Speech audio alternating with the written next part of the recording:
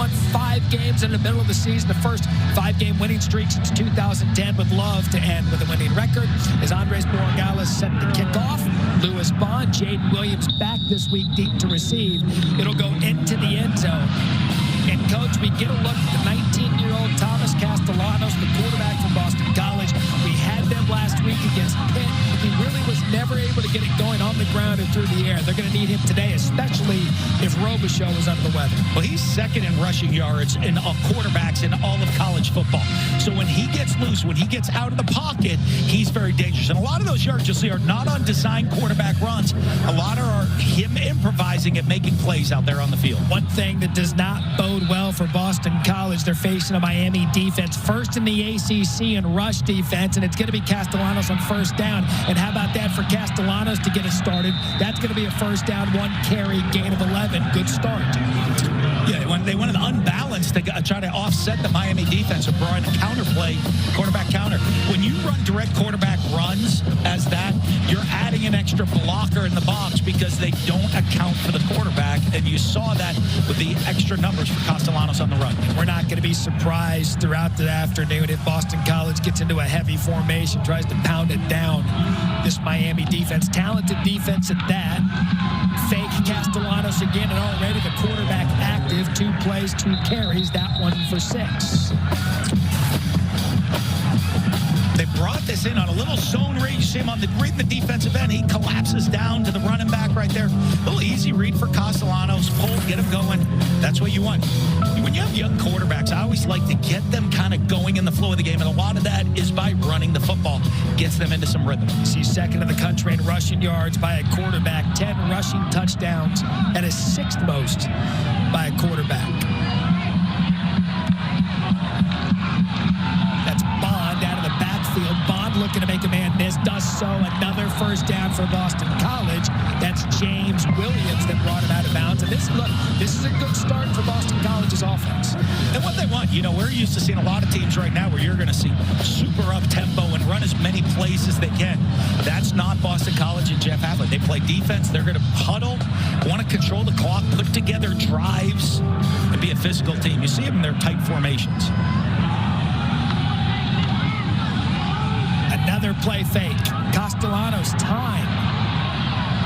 Keeps his eyes downfield. He just has to eat it to get something out of nothing, and that's what he can do. Castellanos electric on this first drive and a gain of 9. Let's go down to Harry. Speaking of Thomas Castellanos, I spoke with him earlier this week. He was extremely enthusiastic about this game. He told me, even though I moved up to Georgia, I am a Miami guy. I grew up a fan of the U. I want this game more than anybody out there today, and you're going to see that passion come out of here early. You see it, 3 carries, 26 yards, transferred in from UCF. One of the good portal gets for Hafley and Boston College. So 2nd and 1. We've yet to see Robichaux touch it. Play fake. Castellanos, no one. Francisco Mauinoa brought the pressure.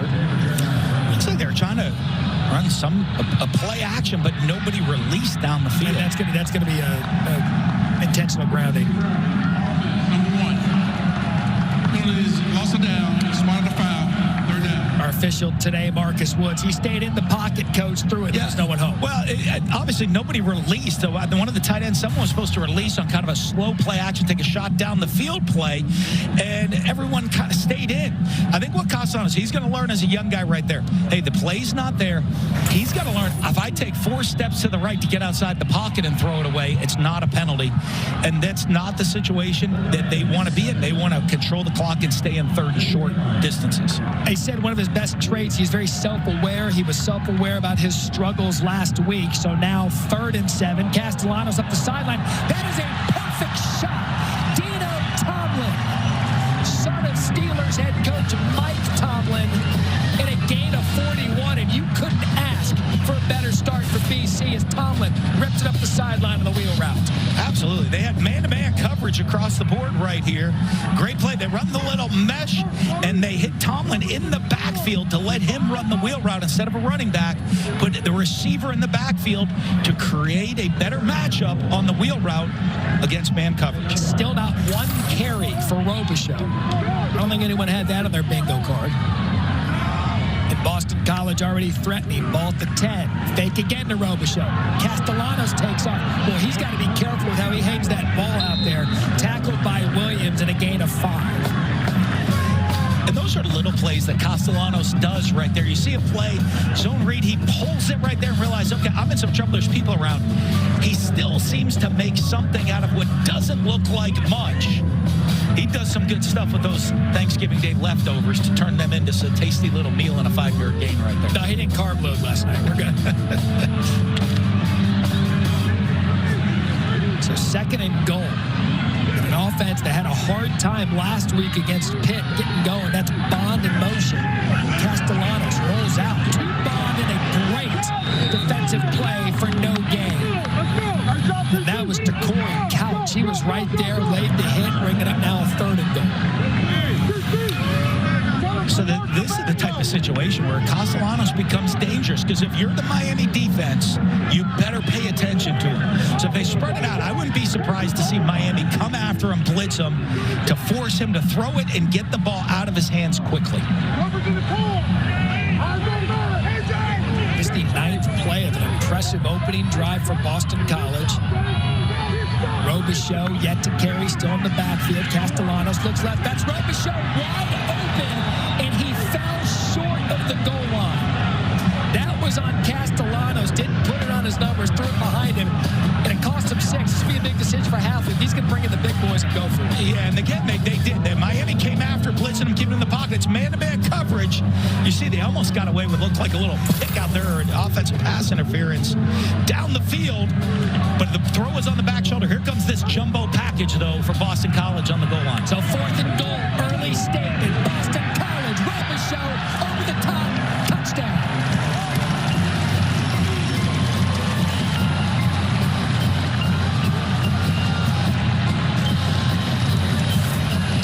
Plays, 75 yards, and the big fella goes airborne to give BC the lead. Well, and Robichaux is so big and physical at the goal line. They keep the movement at the line of scrimmage. He just goes up and over the top for the score. Liam Connor on for the extra point.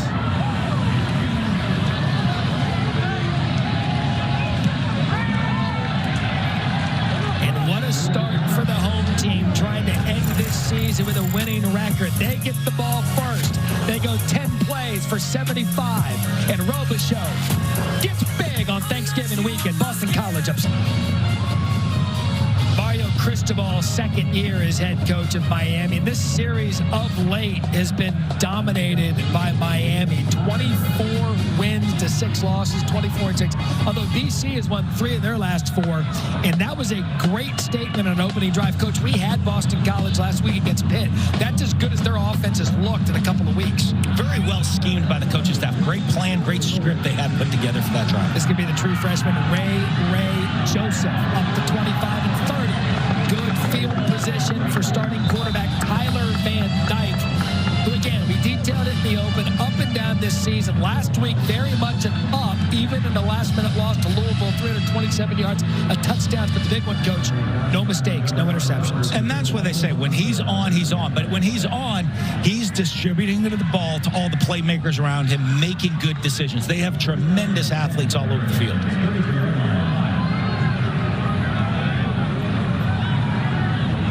So ball at the 33-yard line. First down, that's Parrish Jr. Ball incomplete. Henry Parrish Jr., not Mark Fletcher in the backfield for the first play of the game. They have some great depth at the running back position. And you see, here comes Mark Fletcher into the game plate, too. And as a young back, sometimes you're looking at the guys that are catching the ball. You come up with those schemes. You have Parrish in there as the receiving back. But here comes big Mark Fletcher, the true freshman.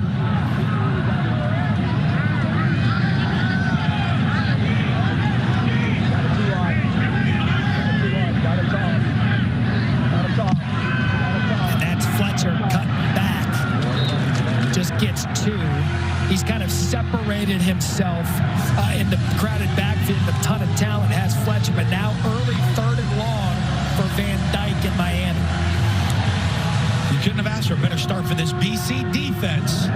Want to try to put the pressure on Van Dyke and not let him get into a rhythm early in the game. Some secondary depth issues for BC. We'll see if Miami and their offensive coordinator, Shannon Dawson, take advantage.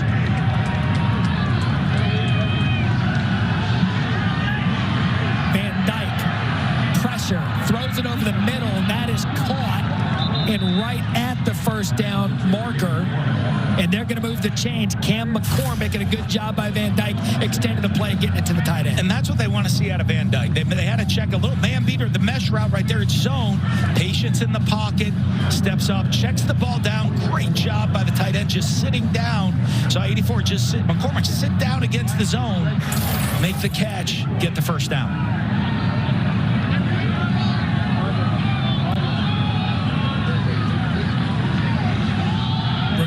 Restrepo, back to Van Dyke, up the middle, dropped by McCormick, found him up the sidelines. He was open, put it right in his hands, and a good job by John Pupil to knock loose the ball. And you're going to see right here, all the trick plays coming early. And let's see, going right down the middle of the field right here. You're going to see he had him open for a touchdown right there. That was Isaiah Horton, wide open down the middle of the field. He's going to wish he had that one back. Add to it a drop by McCormick, and now second down.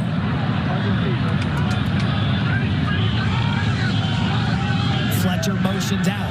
That's where he goes with the ball. Fletcher has space on the sideline, and a big play for the true freshman. Out of the backfield, Cam Arnold chases him out, and a gain of 11, first down Miami. Nice read here. You just see good patience. Unblocked player coming off the edge. Van Dyke relaxed, puts it right on Fletcher. And he is a big guy, 6'2", 225, true freshman out of American Heritage. Just down in Fort Lauderdale. He is a big guy. You go stand next to him, too. Everyone in South Florida knew of him coming out. Close to 2,000 yards, 23 touchdowns last year as a senior. He's had 2 100-yard games in his last 3. He started to separate himself. And there's Fletcher on first down. And look, that's one of the storylines with Miami. They've had a lot of true freshmen. It was a much-heralded recruiting class in 2023. Fletcher, one of them. Cristobal's been honest about it. Like, look, we didn't think some of these young guys were going to step in and play right away. They have, and they've stepped up. Well, and at this point of the year, now they have experience. They've come in, they've been through game weeks, been through preparation, know the offense, and that's why you're seeing him more comfortable with those guys on the field. Van Dyke, clean pocket to Restrepo, dropped, a rare drop. And their leading receiver last week, a career best 193 yards against Louisville, and the drop's going to bring up another 3rd and long. And if you're Boston College here on defense, they're going to try to change up the looks. They don't want to let Van Dyke get comfortable, try to disguise the coverage, show a blitz, bail out, or show coverage and come blitz late. Don't let him get into this rhythm in the game. Already converted on 1 3rd and long.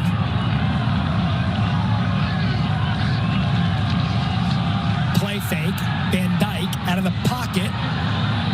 And that's a good job by BC's defense corralling Riley Williams, another one of the freshmen, and a flag late on that play as Vinny DePalma, the BC senior, 6th-year player, knocks him out. After the play, personal foul. Unnecessary roughness, lay here out of bounds defense number 7. 15-yard penalty, first down. So that's Shione Hala, a costly penalty moving the chains for Miami. Yeah, and you see it's just Hala coming in late right there after he's out of bounds, that little push. Didn't need to do that. Silly penalty because you had Miami stop 4th down and in a situation where you're a little long to go for it. So after the penalty, first down Miami. Henry Parrish Jr. now in the backfield. Restrepo in motion. Fake. Van Dyke over the middle. Caught. And the tight ends have been busy on this drive. Cam McCormick with the catch. Kari Johnson, who BC lost against Pitt to targeting last week. One of the veterans in that secondary. They're going to need to step up today. And we saw Boston College try to come up with the wheel route, and you're going to see Miami tries to get the wheel route right here to 21 coming down the sideline. He's covered. Really good job. The tight end on the delay coming across the field. Great check down right there by Van Dyke. Early on, most improvement award goes to your circles and lines today. Thanks. Good job. They're almost straight. Parrish Jr. almost broke it, and he didn't. C.J. Clinkscales brings him down after a gain of 1. So now 3rd and 6. Miami's been living in this 3rd and 6, 3rd and 7, and their opening drive. But those are the competition ones. Offense, you expect to win a high percentage 3rd and short. Defense, 3rd and long. Big ones are these middle ones, those 3rd and 6, 7s. They do have one of the best kickers in the country, and Andres Borregales, but they're hoping to convert here. 3rd and 6, done so twice, one via penalty. So the motion shows zone coverage for Van Dyke to check the zone play. Van Dyke has room to run if he wants it, takes it down, makes the completion. However, flag on the play, that Isaiah Horton. And we'll see what this flag is on 3rd and 6. Holding. Offense, number 61. 10-yard penalty, 2nd down. So that's Francis Maui Noah, 5-star true freshman. Had the big block last week in the reverse that broke Rashard Smith, but here he gets called for holding. Yeah, you just see him out here on the edge. Tough assignment. You're just as he's trying to run him by right there, just gets the arm hooked. And I think a lot with Van Dyke stepping up and starting to scramble, you see that little hook around and the hand in the back is where they came up to call the hold. Donovan Ezeraku, one of BC's best pass rushers. So now 3rd and 16.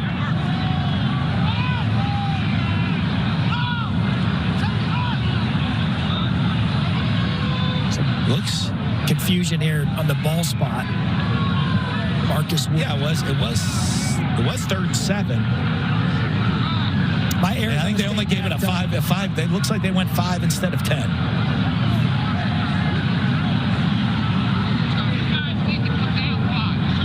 Or somebody. Oh, they moved it down. All right, it is 3rd and 16, man. We're all straight. We're good. Okay. They got the down. They moved it down. The first down marker. I was staring at the down markers like I was in a tryptophan turkey coma. Like what? Like something's not right here. Everyone's all slow the day after. We're good. Chains moved. 3rd and 16 is a little extra gravy. Little extra gravy on top right there. Extra gravy, and Mullen was still crushing clam chowder this morning. 3rd and 16.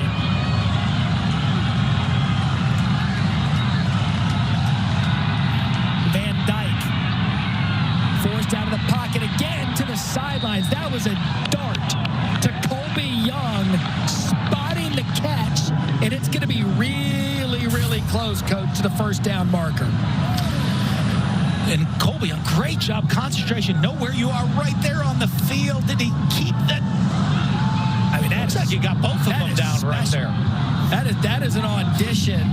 That'll be good tomorrow. NFL Scout. Or Sunday. It's only Friday. Well, they're playing tonight, too. And Dolphins. Both Miami fan base is busy today. It's a long day of Miami football. So the ball was short of the marker. 4th and 1 jumbo. Fletcher in the backfield. Big play early on. Fletcher gets his big body up there, and it's going to be a 1st down Hurricanes. 6'2", 225, and no drama there, and a key block from Cam McCormick. Great movement up front, by the line of scrimmage right there to get the 1st down. But how about Colbie getting 15 and a half of it more on that 3rd and long? Great play, great understanding. Van Dyke, this is what they want to see from good Tyler Van Dyke. Comfortable decision making. 13th play of the drive. That's Fletcher. Big Fletcher down to the 2. Corey Johnson brings him down. And it'll be a goal to go, 1st and goal for Miami. And you know, when you're a head coach as an offensive line guy, that's what you like to see. You have a big back, but you want to see movement up front, right behind Noah, creating that space. And then you put a big back in there at 6'2", 225 Fletcher to run through that hole. How's that? That's Mario Cristobal football. For a cornerstone. True freshman tackle, Maui Noah. True freshman running back. First and goal, Miami. Can Fletcher finish it off? Trying to push his way in. No signal yet. We got one discrepancy. One marked him down, one through touchdown. So we'll all wait.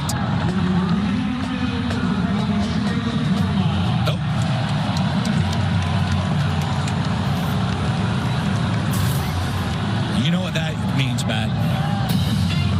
We might need to be taking another look at this one. It's just a mosh pit of humanity down by the goal line. Interesting, one guy saw it as a touchdown and the other one didn't. And there we go.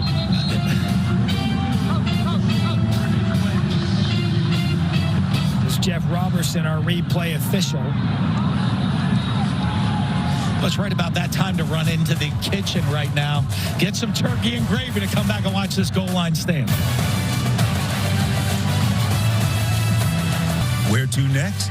Visit Cars.com. And Duluth Trading. Holiday the unaverage way. Senior day here at Boston College. What about Benny DePalma? 60-year guy, Boston College through and through. After review, the call on the field stands.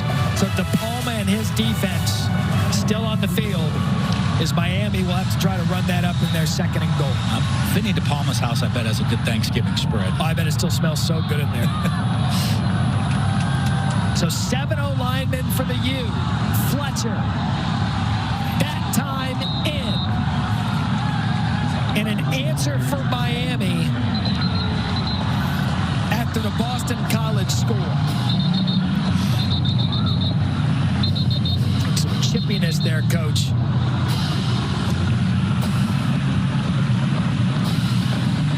These are big physical teams, and they both want to play a physical style of football. Mario Cristobal brings that to Miami, a team we're used to seeing being all these athletes, but he wants that physical style of Miami football. They love that, and Boston College is never going to back down. Yeah, that was trench on trench.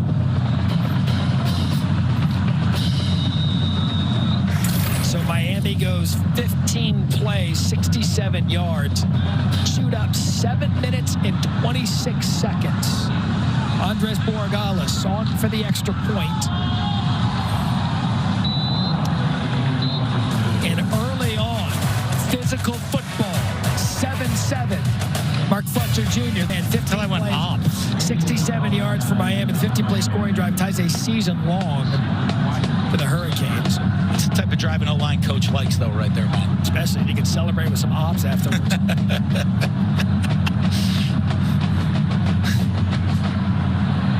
So Jaden Williams going to watch that one go out of bounds. Borregales,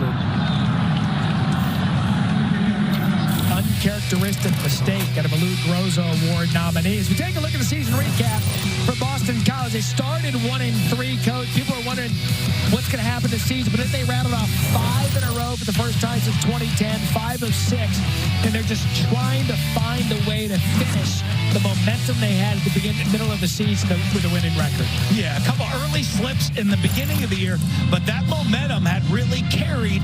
The slip up last week against Pitt was a tough one and a very physical, tough game, but they've found a way to win close games all year long. They're 5-3 in one-score games. Year 4 for Halfley, bowl eligible in 3 of those 4 years. Broom now in the backfield for BC. He gets the carry on first down, and he's going nowhere. There's Maui Noah there to meet him first. Broom healthy with Robichaux for the first time in a couple of weeks. They played last week, but again, we told you at the outset of the broadcast, Robichaux having some flu-like symptoms was going to play, but they wanted to get Broom in regardless. Yeah, they rolled those guys through anyway throughout the game, so we expect to see both of them. So loss of 1, now 2nd and 11.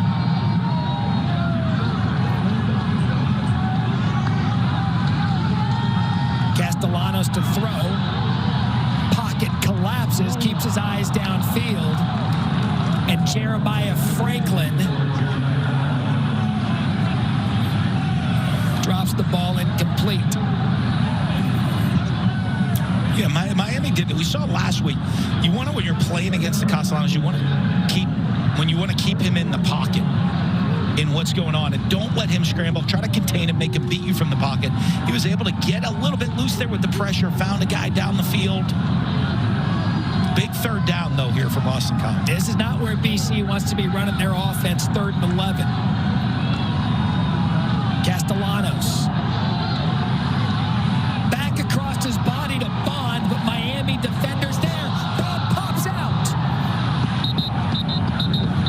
They ruled him down. Bond was the receiver. And a great job by James Williams, the talented safety, to get there. And it looked for a minute like he ripped it out for a fumble. Well, we've seen Miami players, James, throughout the years make these type of plays. That ball is absolutely out. BC still recovered. I think they called him over. I think they stopped his progress, is what they said.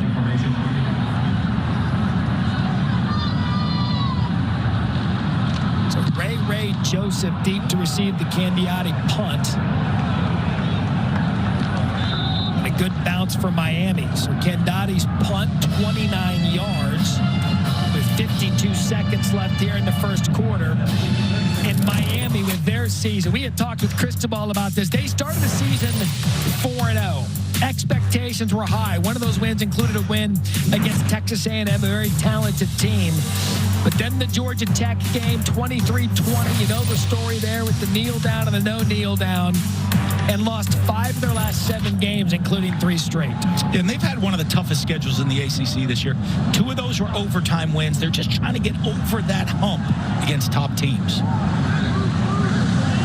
Good field position here for the second possession of the game, and that's Fletcher for 2. And Matt, it's interesting, after the first drive, both teams went on long drives, and that's script. When the coaches come out and they're scripting the first anywhere from 8 to 15 plays. It can vary depending on the staff. Sure. Now you have to come back, and now you're into the flow of the game. You're off your script. You're calling the game and see who can make the adjustments and get into the flow better. So 75% of the fans are at home saying, well, why not just script it more? What's the answer to that? Well, there isn't one. Van Dyke shot over the middle. That'll be a first down, moving the chains, and likely the end of the first quarter here in Chestnut Hill, and a gain of 9. So a good start for both offenses. 7-7 the score. Mullen will ponder the scripting question. We'll be back after this message and a word from our ABC stations.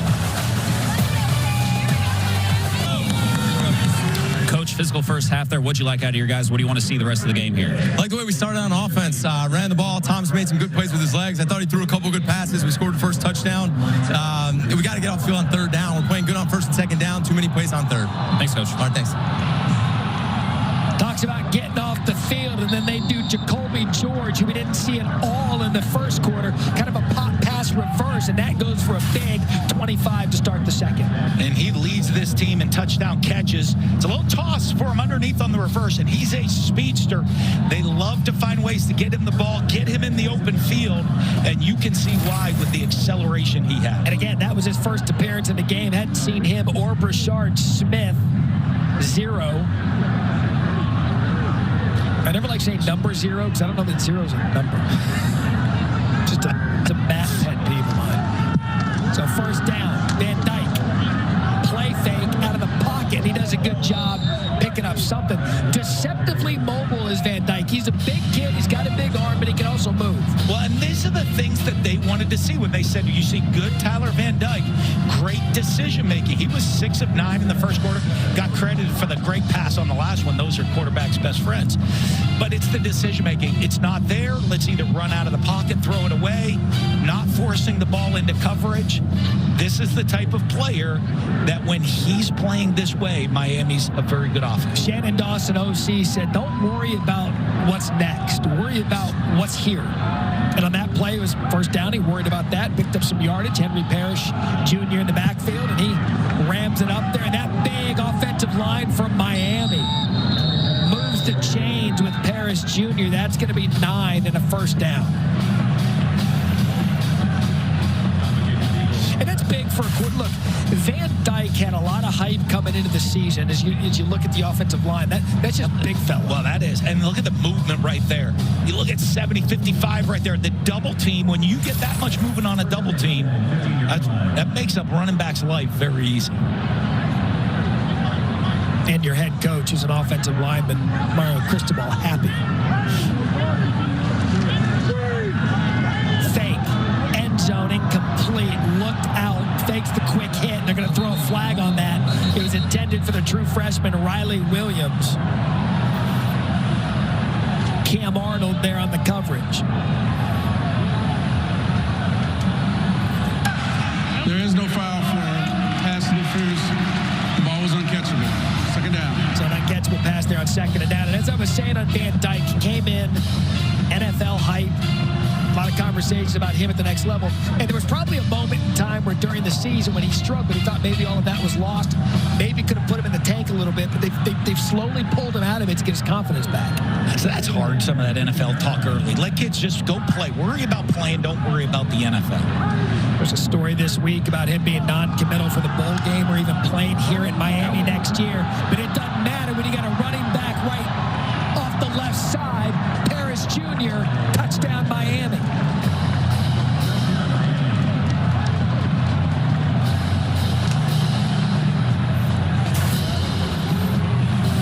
And you're as good as your running game, and Van Dyke knows he's got a pair of good running backs, and one of them Parrish Jr. Yeah, and the left side of that line created movement, collapsing at Jalen Rivers, Javion Cohen right there. And he pressed it front side. Great job by Parrish. You press the front side. That backside movement allows them to cut the ball all the way back into the open field.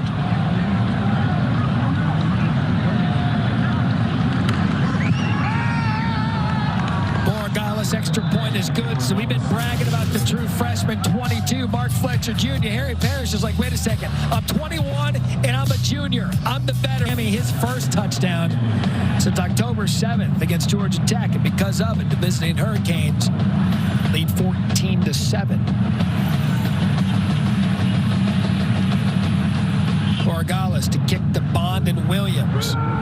Keeps that one in the fairway, goes into the end zone. And Coach, we had the conversations about scripting the plays because for BC it worked successfully in their first drive. They went 75 yards for the touchdown.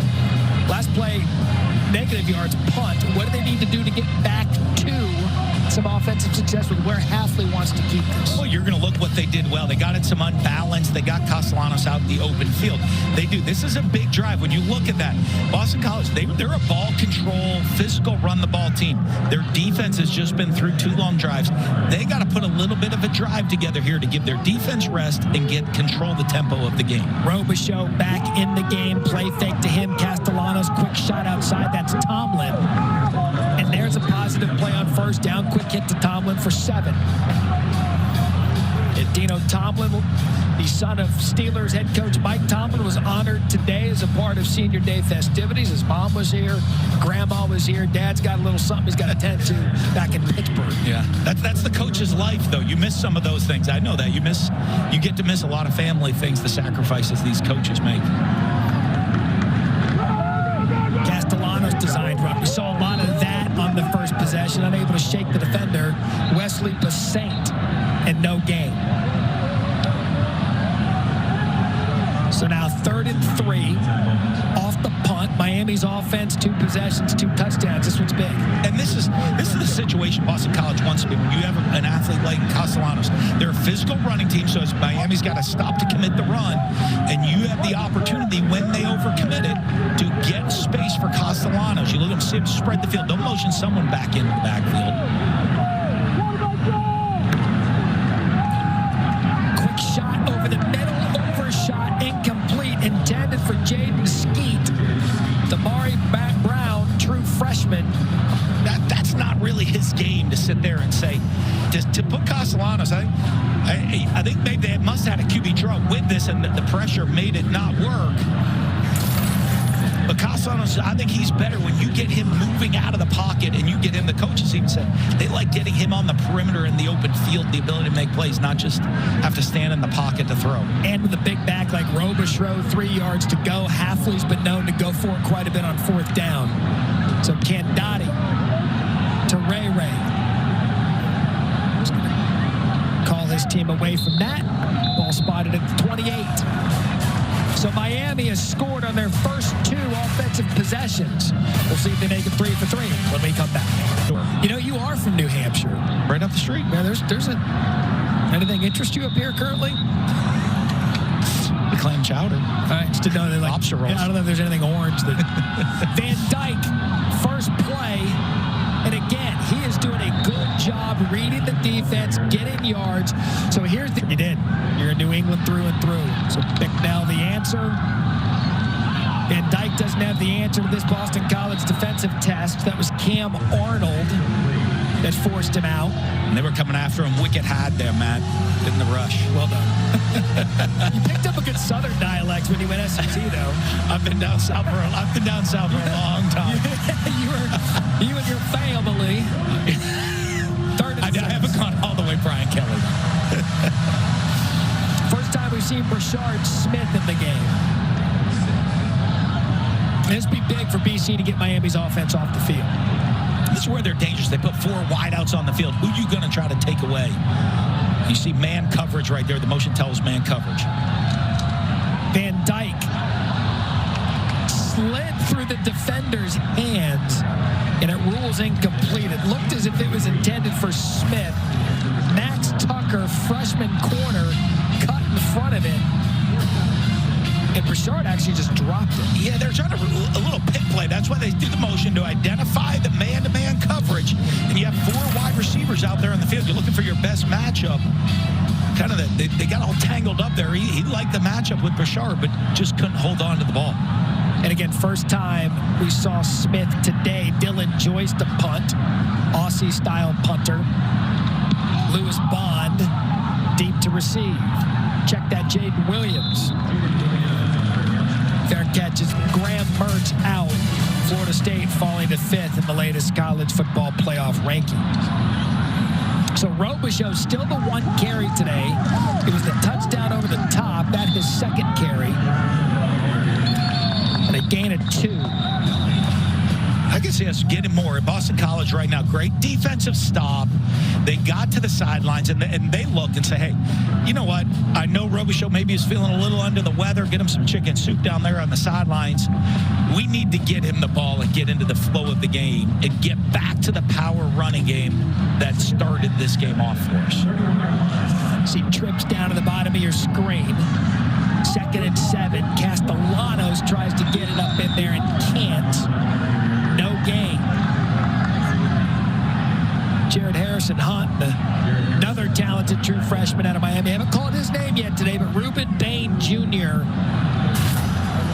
player they said has a rare gift in on that tackle. Yeah, one of the special freshmen right there. But you look at Miami's one of the top run defenses in the country, top run defense in the ACC, only giving up 92 yards a game. And I can promise you, after that sideline, after that first long Boston College drive, they got after that defensive front, said, we told you they were going to come out and be physical. We have to match their physicality play for play. And Harrison Hunt got away with a face mask there. Play clock down to 2. Didn't get off.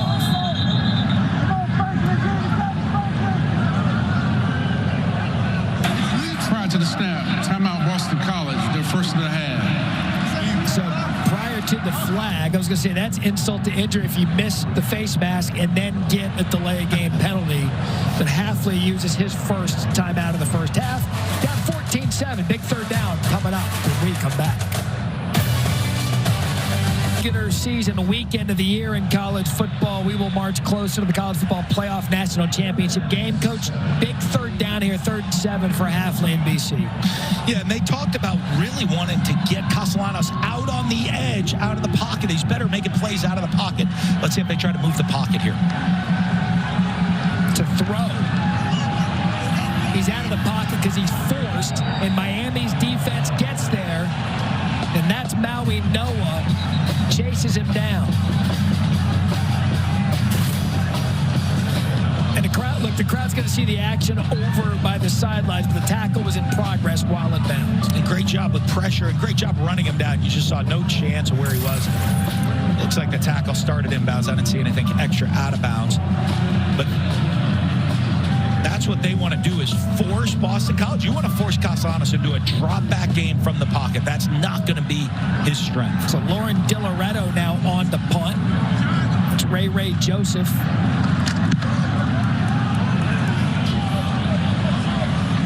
Fair catching. To then have the resume boost. Yeah, it takes care of itself.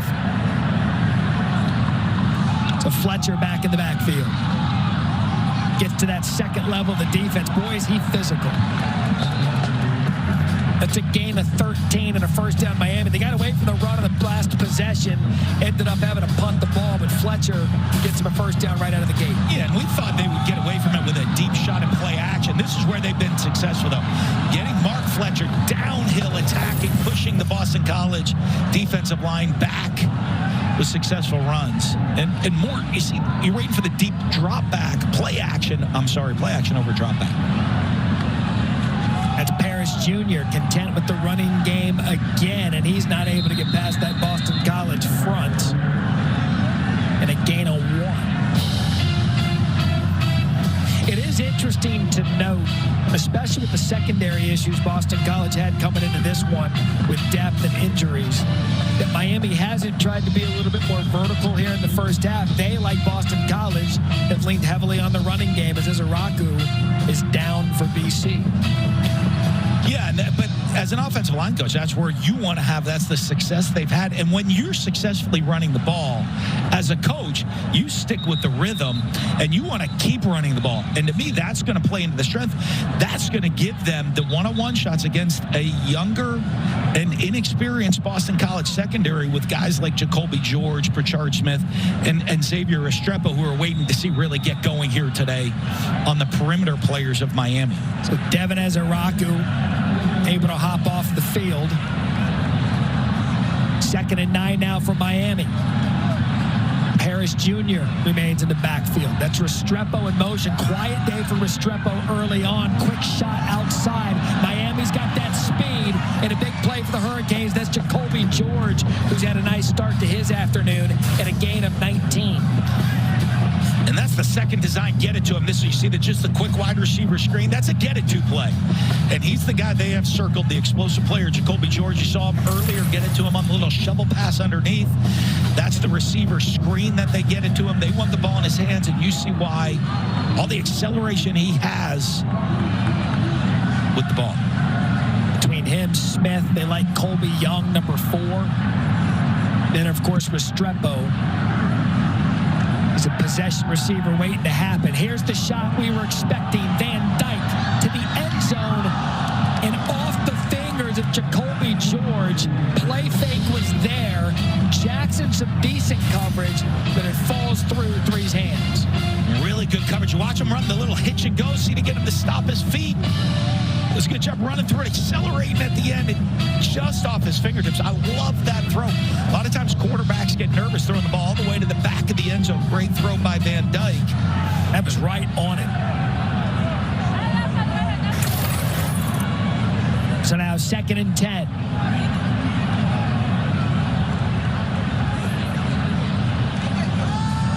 Back to Parrish Jr. Tries to get to the outside. That's a good open field tackle by Amari Jackson.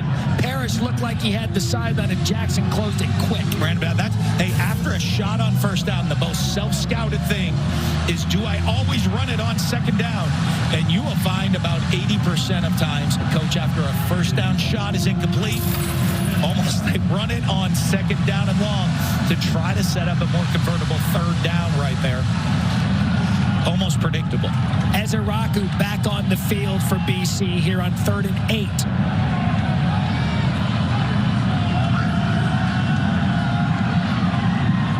Van Dyke flushed, looked for Restrepo over his head, and now 4th down. Great patience by Van Dyke right there. And that's the first bad throw we've seen him make today. You know, you're right here. Once you cross the 35, you're in go-for-it territory. The punt, if the punt goes into the end zone, it's a net of 14 yards. Doesn't give you all that much. Just a little bit out of field goal range, so this is definitely 4-down territory. 7 of 15 on the season. Just under 50%. 1 of 1 today.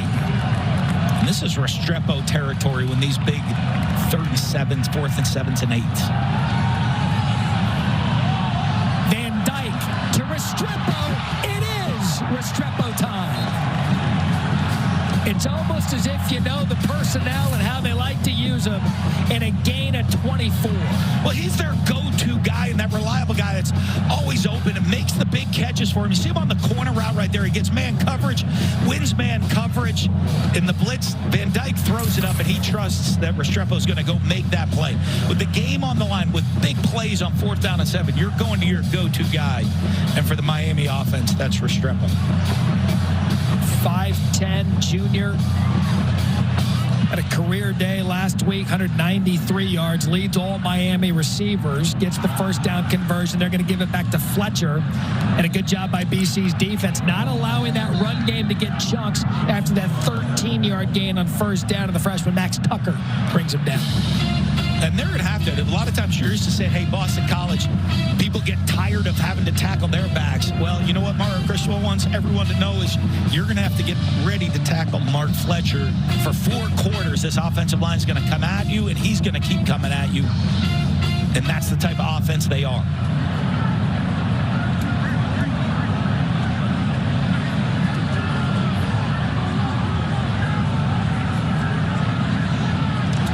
Second and goal. Van Dyke flushed. Van Dyke, end zone, incomplete. Both George and Young in the area. My guess is that's a throw that they don't want Van Dyke making, rolling right, throwing back across his body with the pressure bearing down on him. Yeah, and fortunately for him, it went out of the back of the end zone. That's one of the ones when they say making the good decisions. When you realize nothing's there, just throw it away. Let's go play 3rd down. We have another down. We have some good guys. You have your Restrepo is, territory right now. You got to find him. We're going to move him around to create the matchup for him. Manage the game. Don't make bad decisions. Again, they go to 4 wides to see who the best matchup they have on the field is. And again, in the red zone, get the points, 3rd and goal. Van Dyke slants, touchdown Miami.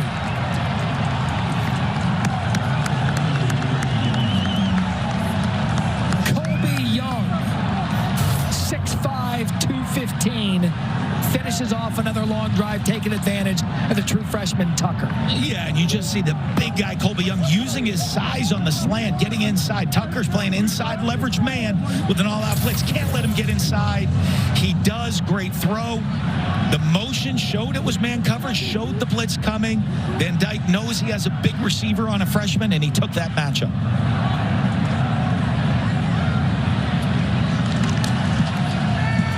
Tucker in a late scratch for Jalen Cheek, who's out with an illness. And he got there for the touchdown.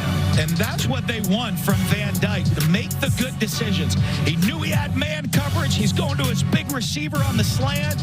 And Colbie Young does the rest, carrying him into the end zone. Another impressive drive by this Miami offense. 10 plays, 69 yards. Colbie Young, the 10-yard touchdown receptions. And Miami, they've had the ball 4 times in this first half.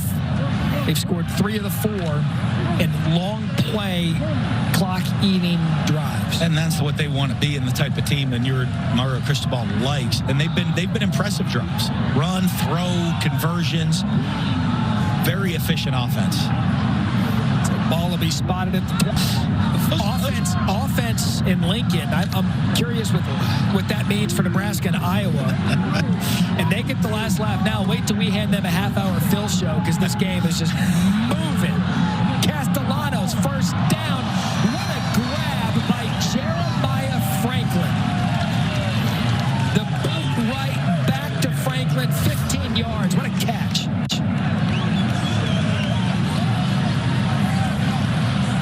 What a great grab right there. The one-handed grab down the sidelines. They've had a lot of success hitting those wheels coming down the backside.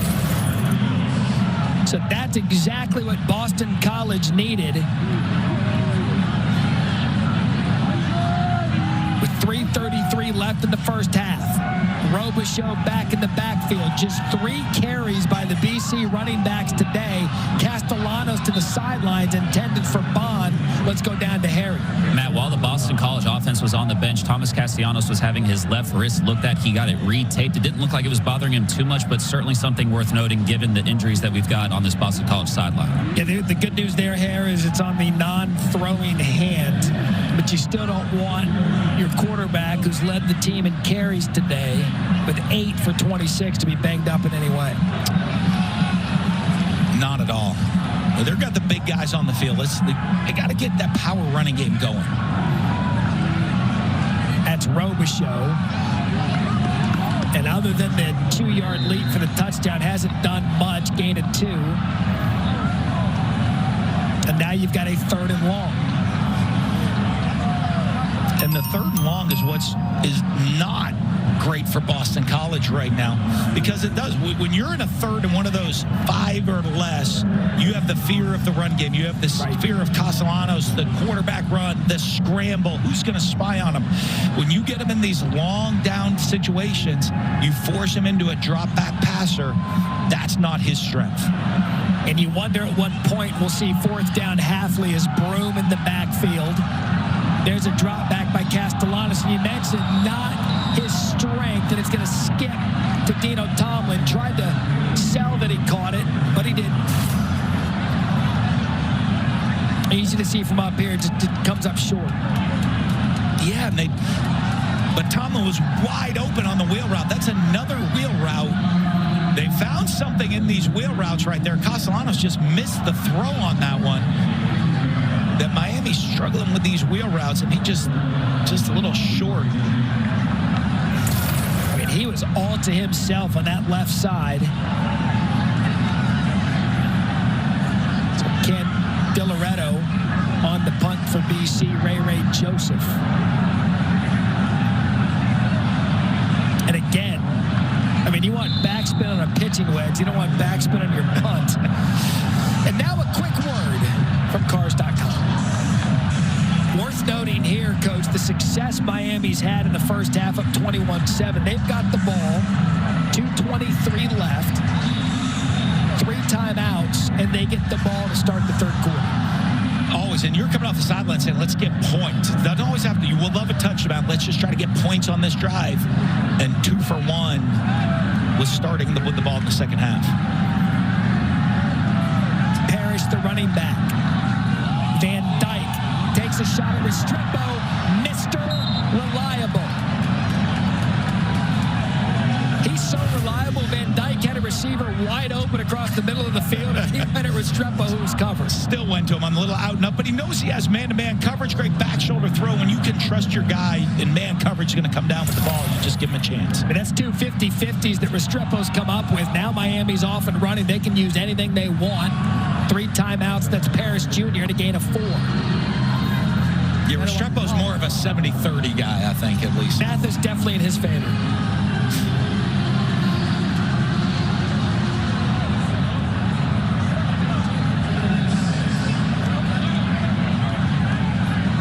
An impressive first half by the Hurricanes offense, trying to add more. Parrish Jr. empties the backfield.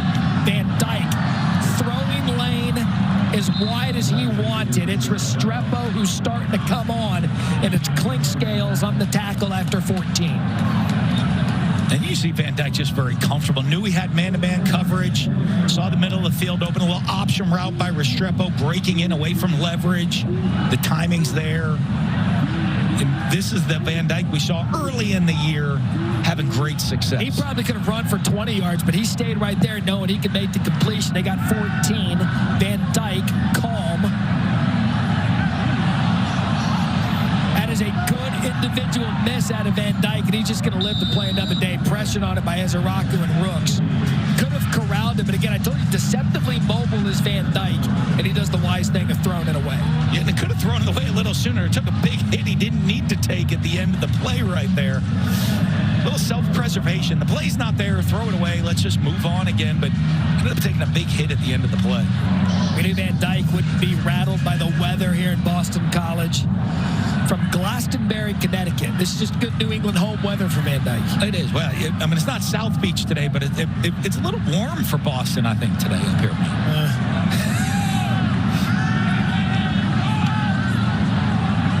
Again, a shot over the middle. George. And that right there is Jacolby George tries to reach for the end zone. When you talk about the NFL-type arm Van Dyke has, that's the throw you can point to. And look at this. They come after him, but look at the protection. Great pickup. Parrish, the O-line, matching up man for man. You give him that time, and it's man-to-man coverage. It's hard to stay with the talent and the receivers of Jacolby George and the speed those guys have. And Van Dyke's in rhythm, finding them off a great protection. That was an absolute strike. Parrish Jr. looks to clean it up. Parrish Jr. touchdown, Miami.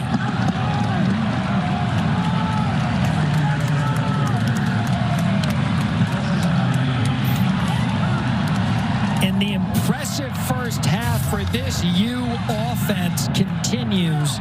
6 plays, 71 yards, and an extra point away from 28 first half points. I'm impressed with the left side of this line of scrimmage for Miami right now. They are just moving them right now. Jalen Rivers, Javion Cohen, those guys, creating those cutback lanes on the inside zone. Morgales on for the extra point. And aside from one punt, 5 possessions, 4 touchdowns. Van Dyke 3 of 4 for 64 yards on that drive. December 3rd, we'll have the exclusive reveal of the college football playoff selection. Who will make the top 4 spots? Reese and the guys break it all down. Catch it noon Eastern, 9 Pacific. ESPN and the ESPN app, also very prominent. On December 3rd will be one Dan Mullen. He will start you from the morning at 9 a.m.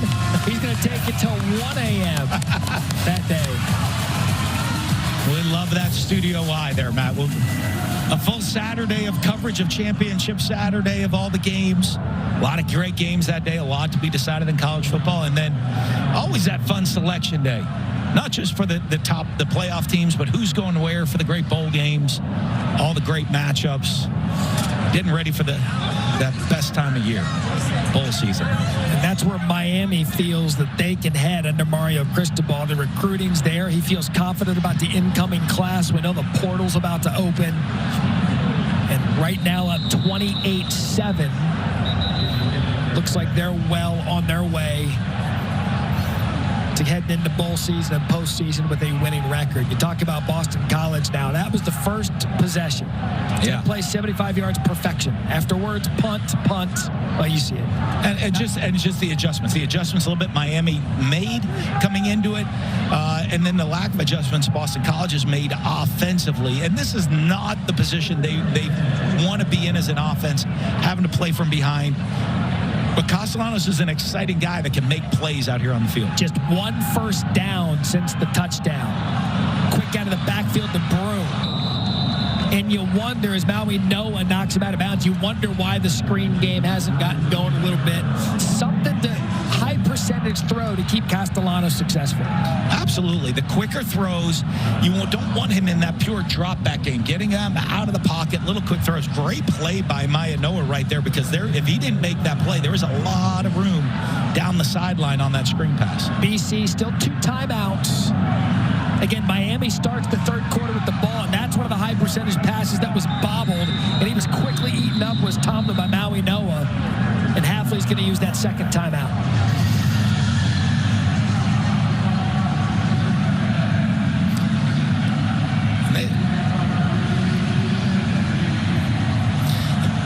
They're going to look right here. You're going to say, okay, what's the situation? Well, we've already talked about it. In this game, well, you want a Hail Mary game right now. They're looking to get probably they'd like to get 10 to 15 yards to give Castellanos a chance. Everybody here in Boston knows, maybe a quarterback that's really athletic, scrambles, make things happen, not as tall as everybody else. Right. Those guys in Boston know how to throw that Hail Mary. Yeah, Miami actually had a Hail Mary at the end of their game to Restrepo that came up short, but yes. I know it wasn't here in this stadium. It was down in the old Orange Bowl. He might be the same size as Flutie, Castellanos. I'll tell you what, really similar style of games. You wonder with Flutie in today's, with all the zone read and that stuff that's going on, how dangerous he would have been in today's game. 28 points, by the way, for Miami. They're most of the game since 2021. Here goes Castellanos. Dips that back shoulder. Wanted to take a shot deep. He's got some space. He's going to have to get down to preserve any kind of time. And he does with that final timeout. And the clock stops to move the chains and a gain of 19.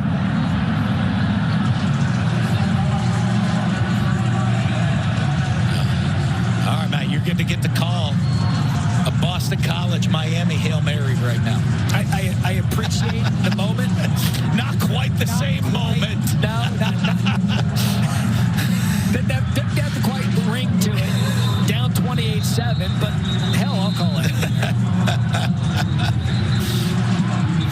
But credit Castellanos for keeping his team in position to score points here at the end of the half. There you have some good football players. Really, Keithley, you see Flutie. Can you imagine Flutie right now in college ball? Oh, trying to contain the zone reads, the options, the quarterback run game. That didn't exist in his day. He just had to do it in that old under center I formation, scramble around and make things happen. All right, so final play of the half. Miami secondary situated at the 10. There's 3 of them back there. They don't get the playoff. And Miami's going to use one of their timeouts. Timeout, Miami. The first of the half. 30-second timeout. Can't take him with you. Mario's going to bang one there to make sure they've got all their coverages so they don't become another part of the Boston College Hail Mary. Interesting talking with him. Look, he said, I live and breathe Miami football. I played at Miami. He was a part of the heyday of Miami football there from 89 to 92. Comes back as the head coach.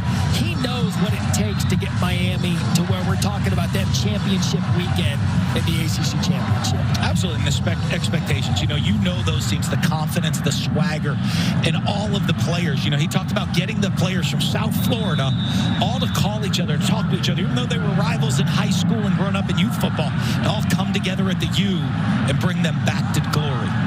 Can Castellanos have some end-of-half glory? He's going to have time to throw it. Flag on the play to the end zone. Intercepted. Look out. James Williams. He's a special athlete. Look out. Williams finally brought down. Another flag on the play. So now we have 3 flags after the Hail Mary attempt, 1 prior to the attempt, and 2 after Williams came up with the interception.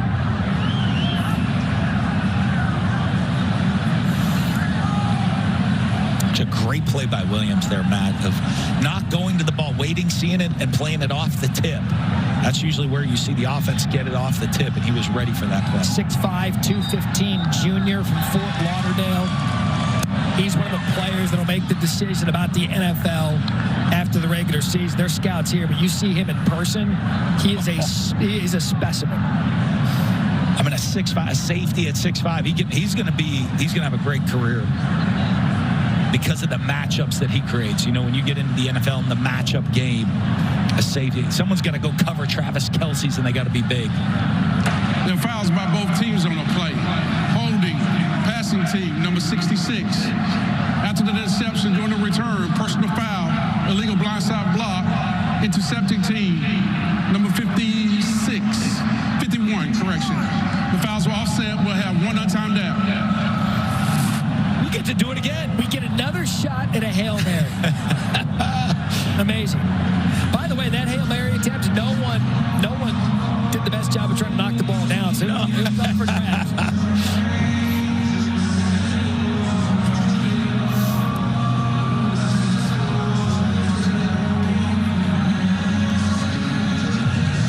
Teams and coaching staffs there talking to the officials. Cristobal wants to know. I think he wants to know that one was after the play, so it was a holding penalty during the play. And why it offset because the other one was a personal foul on the return, but I think it's still an active play. wasn't a dead ball foul. So Miami will keep their 7 DBs in, one including Colbie Young, the receiver.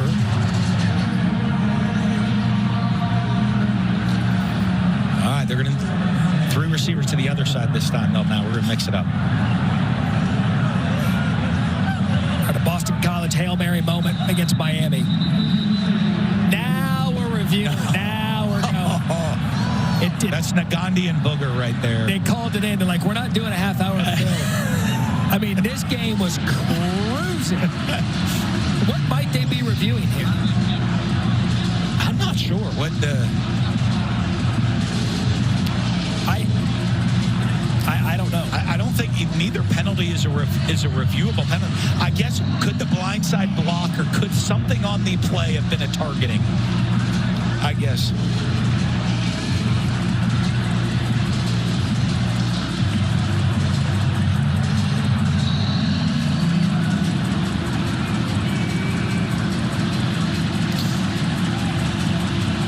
So we are being told, we don't have our rules analyst Matt Austin with us, we are being told from the replay officials they are trying to determine whether the penalty on Miami happened before or after.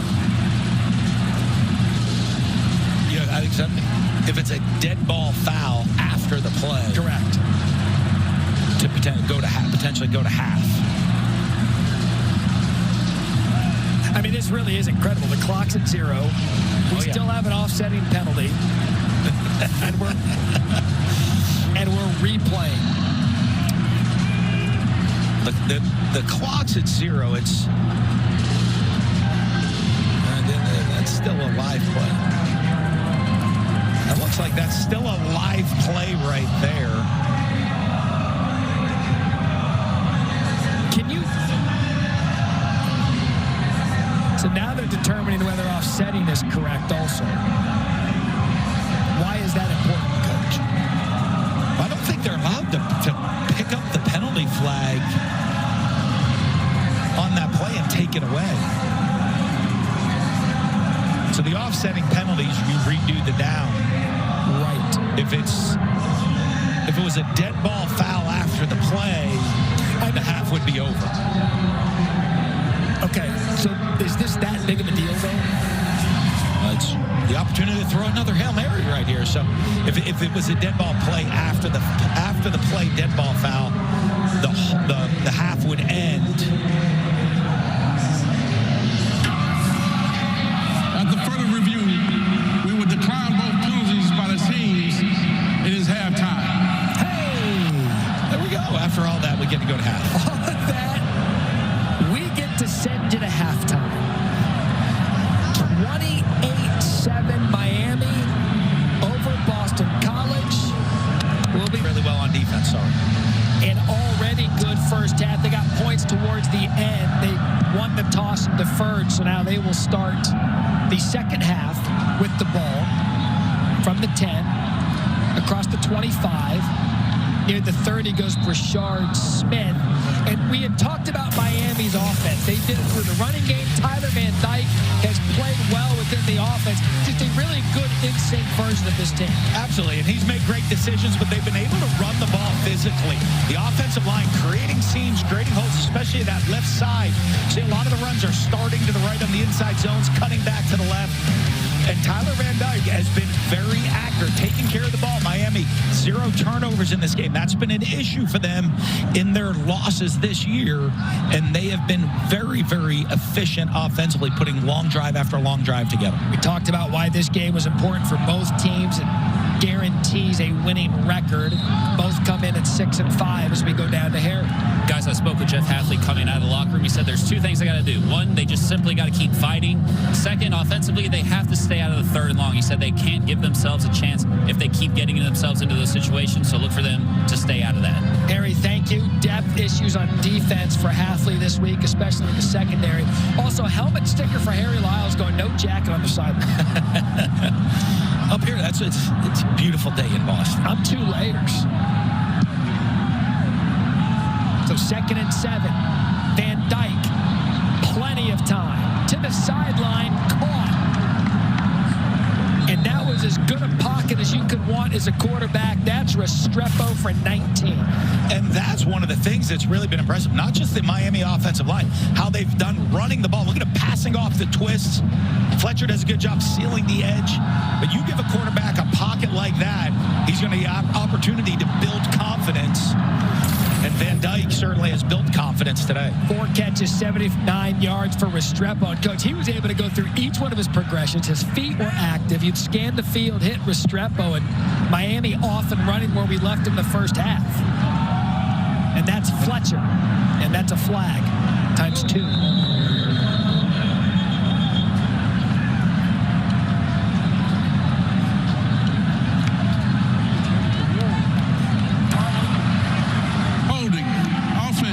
Number 78, 10-yard penalty, first down. That's Matthew McCoy.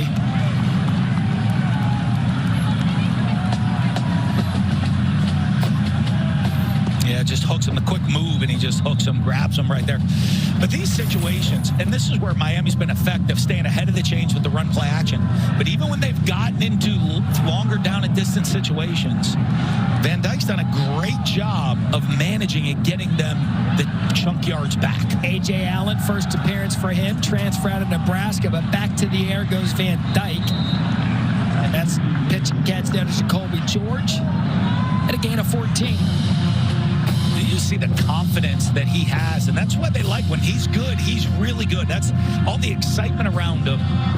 You know, I mean, you get those first and long situations, no big deal. I'm going to sit back there, hit it deep out, cut down the sideline, and get most of it back on the first play. It is interesting, Van Dyke and his story kind of burst onto the scene a couple of years ago, got a lot of conversation nationally and at the next level, and then kind of dipped last year, new offensive coordinator. What it done is the ball was on the turf, and Boston College gets exactly what they needed. We talked about the no turnovers for the Hurricanes, and right out of the gate, where they could have put this thing away, Boston College recovers the fumble and has life as Tangrangu gets it. And you just look, we just said it, Allen's first time coming into the game today, number 28, and the exchange just wasn't clean right from the beginning. Ball's on the ground, and that's when you come out and you're down and you're struggling right there, like they have since the first drive of the game, to get the turnover, to get the ball at midfield, and the opportunity to get back on the board and into this game for the Boston College offense. Best starting field position today. Designed run. Castellanos. Can he get something going? And that's a good start. And a gain of 12. Maybe they go back to that first drive script. Yeah, you do. Right there. This is you just said they had some good design quarterback runs. This is one. Mayuga again with the shoestring tackle. Oh, Mayanoa, I'm sorry. And you've seen Mayanoa, like he's made a couple of those big plays to prevent real big explosives. It's been all Castellanos today. Robichaux dealing with some flu-like symptoms. He hasn't been his normal self. Castellanos set to go over the middle, nearly picked. Jafari Harvey was right there, and that's where they've struggled today in the pass game. Well, and Castellanos is a young quarterback, and you talk to their staff, the excitement about his development, and you just see he puts that one on the line. That one's got to have touch over the top. He's got to let his receiver run underneath the ball and lead him up over the top, down closer to the sideline. As he grows and gets experience and comfortable in this offense, you know, he came into camp late, just had the summer before the year started. They're excited about what he could become with growth this offseason. Just his 11th career start, 19 years old. There's Robichaux. And the ACC's second leading rushing offense, thanks in large part to Robichaux, just hasn't been able to get it going today. 4 carries, 8 yards. Yeah, the running game has been Castellanos. And Miami, give them credit, the top rush defense in the ACC, giving up only 92 yards a game. But you get in this situation, as we know, BC's going to go for it a lot on 4th down. So you look for them. They got 2 downs to get this right here. And Hafley just told Harry, got to avoid 3rd and long. Play fake for Castellanos. He's going to keep it. Tries to get the yardage. Slides. And remember, it's where the slide starts. So he's going to be short the 1st down. And you can almost bet that hopefully he's bringing out the 4-down package. Yeah, that wasn't even a thought. But this is what we like to see right here. You wanted Castellanos to get out on the edge. They talked about it. They need to do it and get him outside that pocket, and they finally did, even on 3rd down call. Give him the run-pass option, the old one, where the quarterback can run and keep it or throw it down the field. 35 attempts on 4th down this year, converting on 26 of them. Castellanos, make it 27. Ozzie Trapillo, key block, and a gain of 5. And this is just a quarterback power right here. They're running the quarterback power. You see the lead block coming by the running back, the guard pulling up through the hole. Old I formation power with the quarterback being the running back, taking that direct snap, getting the 1st down, and another shoestring tackle, or we would have saw Castellanos dance into the end zone. That's Broom. And to be fair, Castellanos, 5'10", 196. He's not exactly that number 15 you were trotting out at Florida to run with. So but he's a little slight now. He's got a But he's got a thick lower body right there. You know, and the ability to go as he grows, continues to grow, to be able to take that. He's going to be able to take some of those hits. I always thought this, though, at the quarterback position. When they're running the ball as a ball carrier, they have the opportunity to protect themselves better than they do just standing in the pocket. People come to hit them. Broom again. Tackled by Besaint. Gain of 3. Bringing up a 3rd and 4.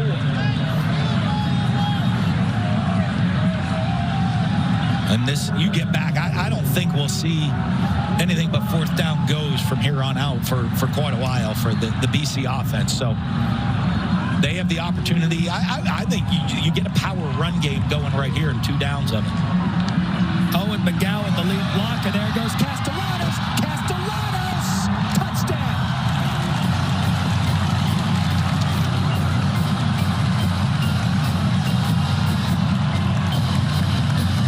So you couldn't have scripted a better start to the 3rd quarter. They forced the Miami turnover, and then Castellanos goes 21 yards and leads an 8-play, 51-yard series to get back in this ballgame. And you see the counter coming. They pull the guard. They pull the tight end back around to the short side of the field, which was the wide side. They put all the receivers into the short side. He runs into the end zone. That is exactly what the home team ordered. Down 28-7. Miami with the ball. Thomas Castellanos, 11th rushing touchdown of the season, tied for most in a season by Boston College quarterbacks. Tyler Murphy, 2014. Certainly not Matt Hasselbeck, who we spoke with for a bit prior to the game. Not a dual threat guy. Here comes Prashard Smith. Tried to bounce around the 15. Flag on the play. 2 flags on the play.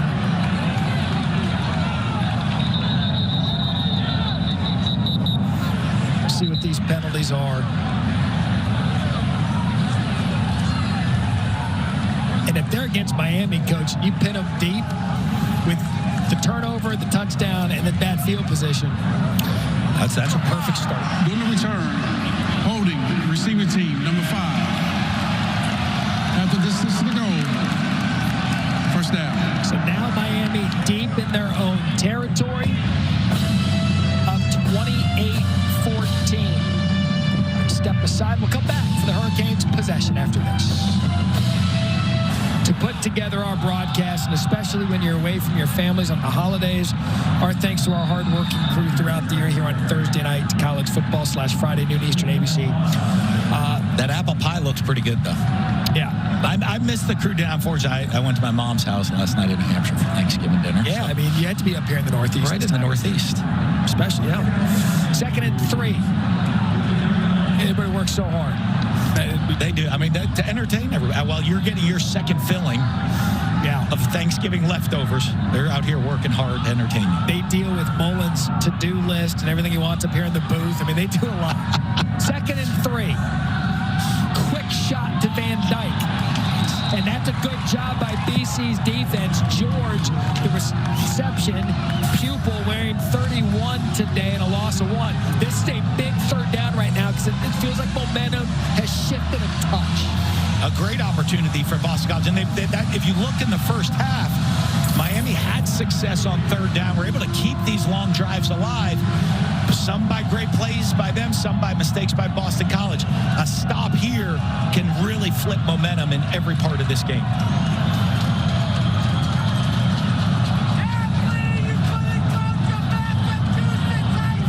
Play clock at 5. Van Dyke gets it off, looks right, throws right, defender slips, and Restrepo takes advantage.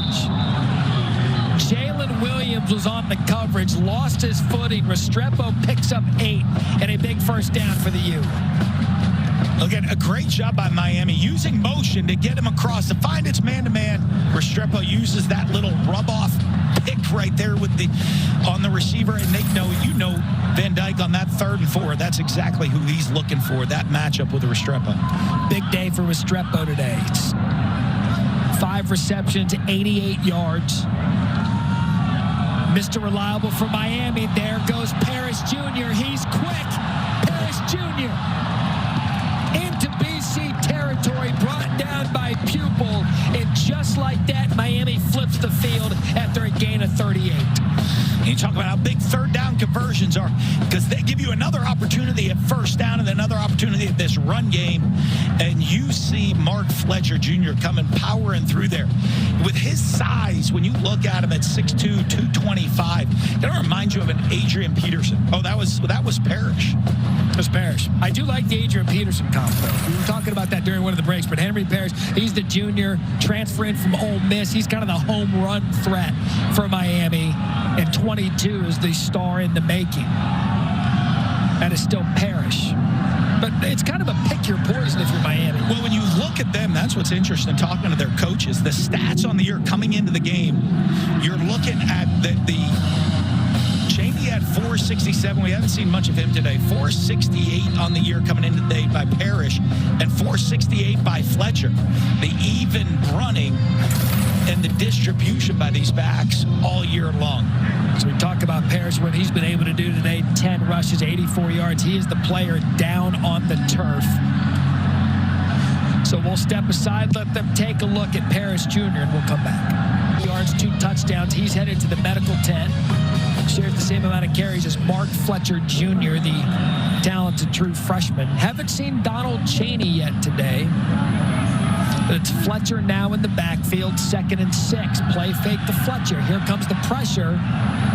And Van Dyke just has to throw it away.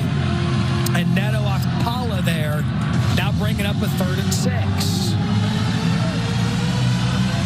Last week against Pitt, we saw Cam Horsley have a good game rushing the quarterback. Donovan Azaraku had a good game rushing the quarterback. Trying to get to Van Dyke here on a 3rd and long. Yeah, and they need to. I mean, the third down is where they have struggled in creating the big third down stop against this Miami offense, and Van Dyke throwing the football.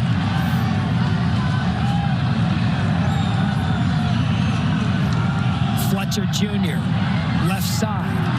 He's going to be short.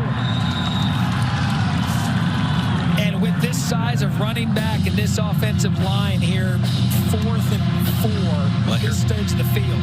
Here comes Restrepo back on. They're going to spread it out. You're going to watch right here. It looks like Matt Lee's running off the field, the center. Mario, you're going to take a timeout in a critical situation, usually when your center comes running off the field. I wouldn't be surprised if he doesn't take the timeout right here. He's near the official. Play clock at 10. They had some offensive line confusion. Brian Rodriguez moves to center. And he's going to use the timeout. He was standing right by that side, Judge.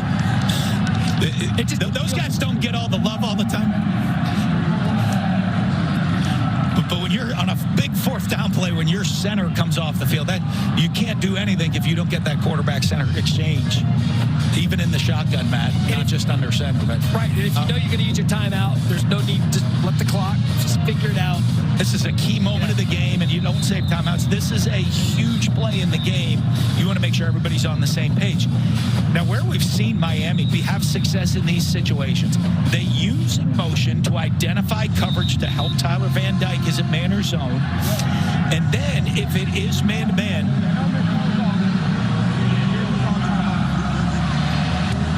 match. I went from a 30-second timeout to Miami now requesting a full timeout.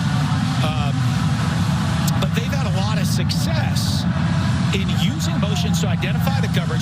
And if it is man-to-man, you're going to look. They're going to go to the matchup on Restrepo and try to find him one-on-one to create it if that's their best matchup, and usually let him run an option route to get open.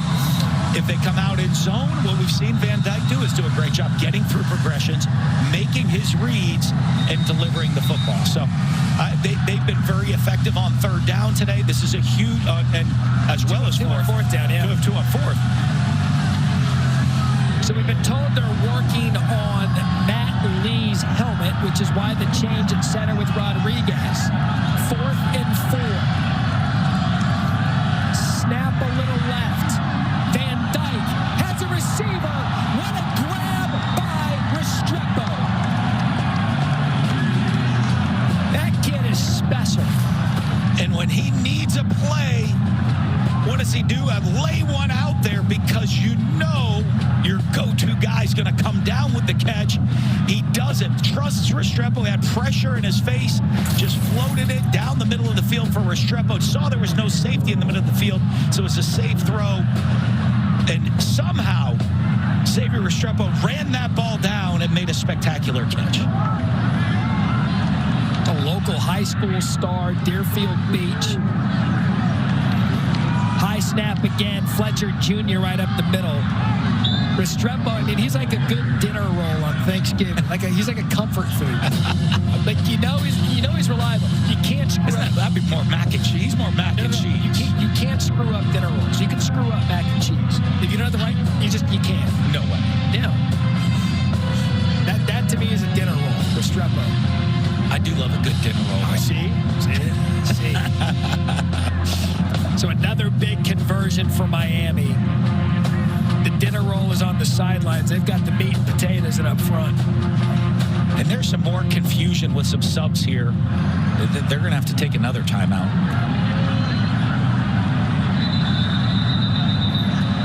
And Cristobal's live.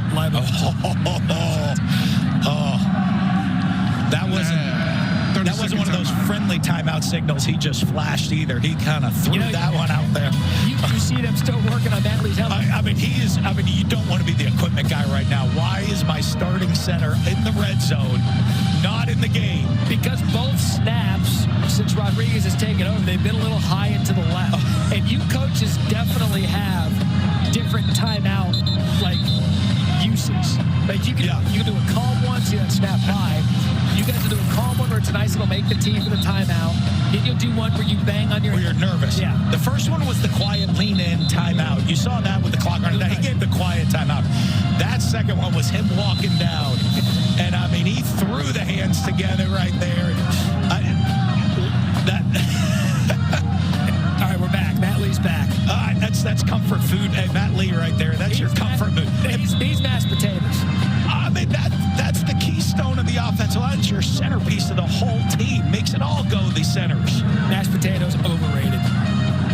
That's the worst comment I've ever heard you make. That's saying something. 2nd and goal. Play fake. Van Dyke rolls right. Back in the end zone, incomplete. Intended for George. So now 3rd and goal. And he went to the read in the back of the end zone. But you're going to see right now, Colbie Young come across. They bump him but come off of him.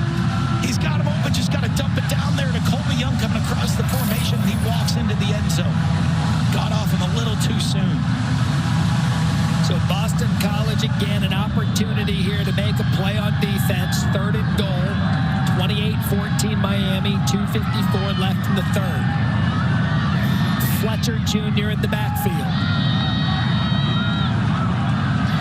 Quick out. Touchdown, Miami.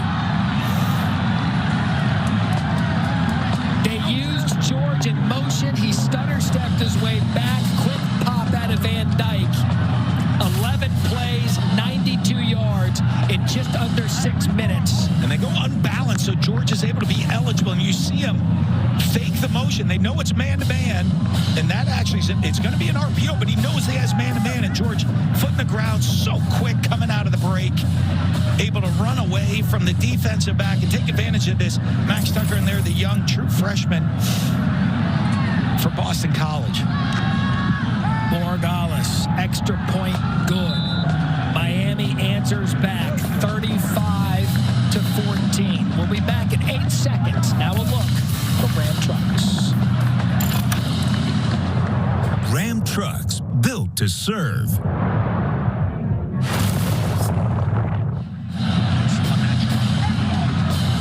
Look at Matt Lee. This is Tyler Van Dyke. After the time, watch this. Look, mashed potatoes lifts up the asparagus. There we go. Lean and healthy receivers. Thick and sassy, the offensive line. What a legend. Look at Matt Lee's hair. He for sure lives north of the wall. Absolutely. Absolutely. Now 35-14. But the response on that drive was special by Miami. The conversions, 2 of 3 on third, but 1 on 1 on fourth. So converted every situation they needed to in that drive, and a huge response to the mistake of the turnover on their first drive. So Bond deep to receive the kick along with Jaden Williams. It's a fair catch by Williams. Ball at the 25.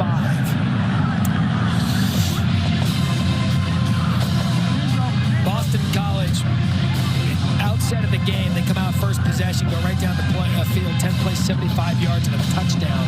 They have a touchdown here to start the third quarter after the turnover. A lot of nothing in between. That's the problem. Their drives to start both halves, very effective and efficient.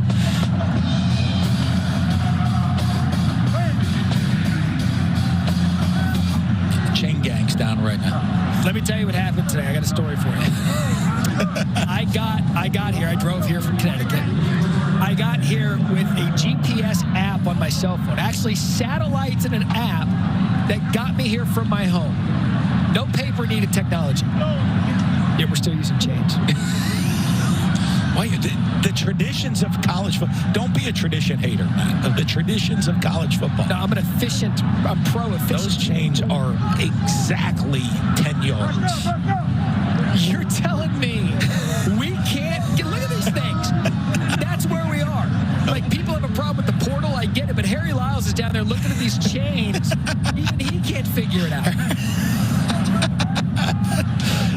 There's only so much you could do sometimes, Like right, guys? Harry's got the old set right there. Oh, they're all knotted now. That's like your Looks like your Christmas tree lights. You're getting ready. Someone's right there just looked at their Christmas tree lights. That's like that they're putting on the house. That's like your Apple iPhone charger that sits there and you pick it up and it's tangled. That's why Apple created the sit your phone chargers. You don't get tangles. Is that why? Yes. Soapbox over. Castellanos, first down, takes a shot, has a receiver. Jeremiah Franklin. Oh. They ruled it out of bounds. No, he dropped. It looks like that's James Williams on the cover. I think he gets a hand in here. Let's see at the very end. And is able to pull and kind of rip it out right there. That's the thing that James Williams gives you. You look at his size, his length at 6'5", 215.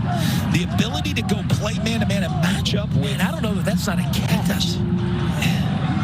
We just don't have the view of the Miami sidelines, which we didn't see over here because we're on the Boston College sidelines. Play goes on, and Castellanos is going to pick up 5. I mean, that looked like he came down with it. Again, we are on the BC side of it up here in the booth. We have a camera over there on the Miami side. But that looked like he came down with it. Nonetheless, play moves on, 3rd and 5.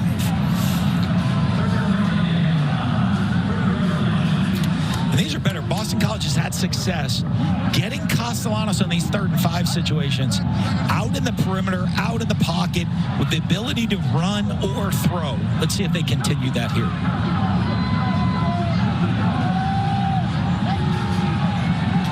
Show out of the backfield. Castellanos goes that way. Miami was ready for it. Defenders just kind of lurking. Brown and Cloyd. And a loss of 1. And this this Miami defense that came in 13th against the pass needed some help in that department. First against the rush. They played well on both ends, both front and pass defense today. Yeah, great patience right there. Just rallying, make you, when you play zone coverage, you want to make them throw it short of the chains, then rally up and tackle the back, and that's what they were able to do. So Candotti to punt. Ray Joseph fair catches it, 30-yard line. It's out on rivalry weekend, though, Matt. I mean, that's where crazy things happen this time of year because the rivalries, the records get thrown out the window. I mean, we saw it last night in the Egg Bowl. That game, I think, was a lot closer late than people had thought based on the season both teams have had, and that's A.J. Allen, who had the fumble earlier. He bangs his way up there for 14, transfer from Nebraska, who's got Iowa today. But you're right. Something about rivalry games that if one team's got more talent, you bring them together on a rivalry weekend, it seems to just even itself out all the time. It certainly does, and there'll be some great ones. This is the weekend where the chaos ensues in college football. Who do you think? You just don't know where it's going to come from, though. Well, one of them's going to come from Ann Arbor. Well, that's not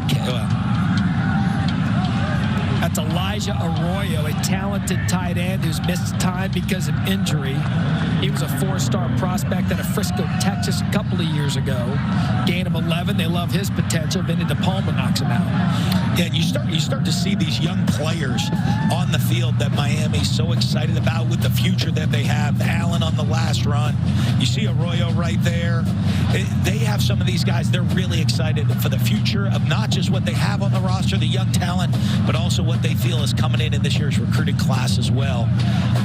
They're excited. Mario Cristobal's excited about the future for the Miami Hurricanes. So Boston College had a moment in the third quarter, but they're down 35-14. We'll be back after this message and a word from our Miami up 35-14. I think Ohio State, Michigan is the best cup. What does that look like? Do you know what the trophy looks like? Oh, I do. It's the oldest trophy in college football, by the way. Is it really? Sure. We'll have that game on ESPN, 3:30 Eastern. For those that don't know, I'm an ASU alum. 2nd and 10. Van Dyke looks left, has to come to his right because of the pressure, does a good job escaping, and he has done a really good job throughout the afternoon, and that's going to be a flag 7 days a week. Davion Crouch, late.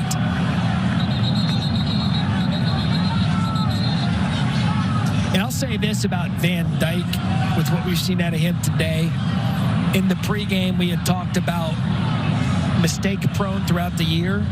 Today, when it hasn't been there, he's tucked the ball and gotten yardage. Yeah, he hasn't really made any poor decisions. Tucked it. He's thrown some away that should throw away. The errors that they were seeing him make early in the year, we haven't seen him make today.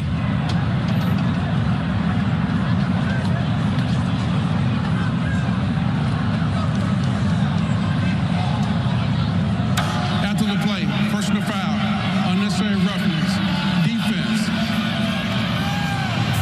15-yard penalty, first down.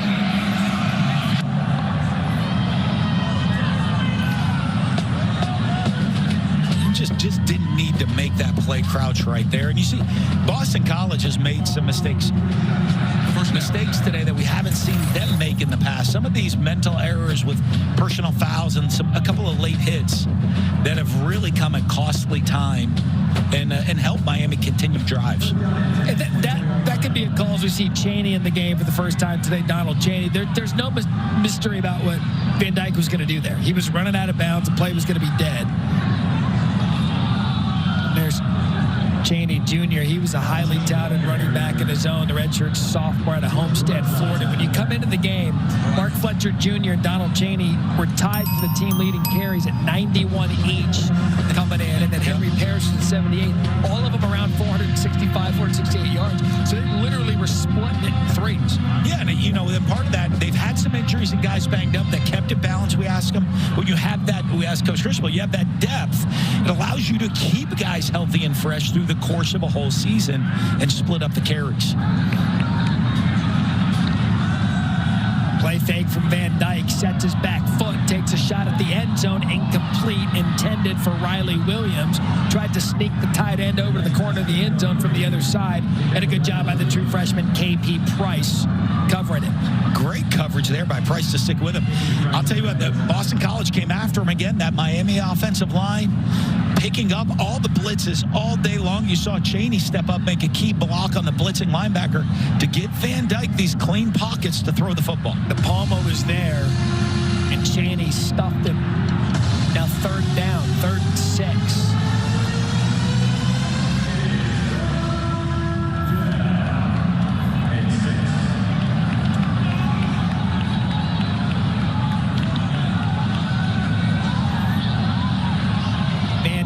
Forced to his right, comes back to his receiver. That was Chaney Jr. for 4. That's going to bring up another 4th down.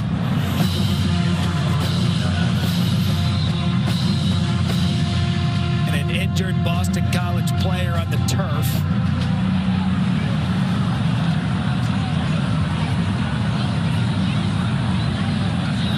Can't quite make out who's on his knee. Looks to be Ezeraku again, who was down earlier. Donovan Ezeraku here on 4th and 2. And prior to Ezeraku being on the turf and decision time for Miami, it looked like he was trotting out Andres Borregales. Yeah, you saw him. He was out there on the field. Let's see this right there. Oh. Yeah, you just saw the hit on Ezeraku, a little friendly fire coming from the backside right there. He's trying to reach to punch the ball out. So it got hit by Cam Arnold, but the analytics guy couldn't get close to Coach Cristobal. He was kind of out there on the field yelling at the guys, and so he just said right to the field goal team. Well, when you have a Borregales, of the kicking Borregaleses, you kick the 34-yard field goal. His brother Jose, the only Groza Award winner in Miami history, and it's blocked.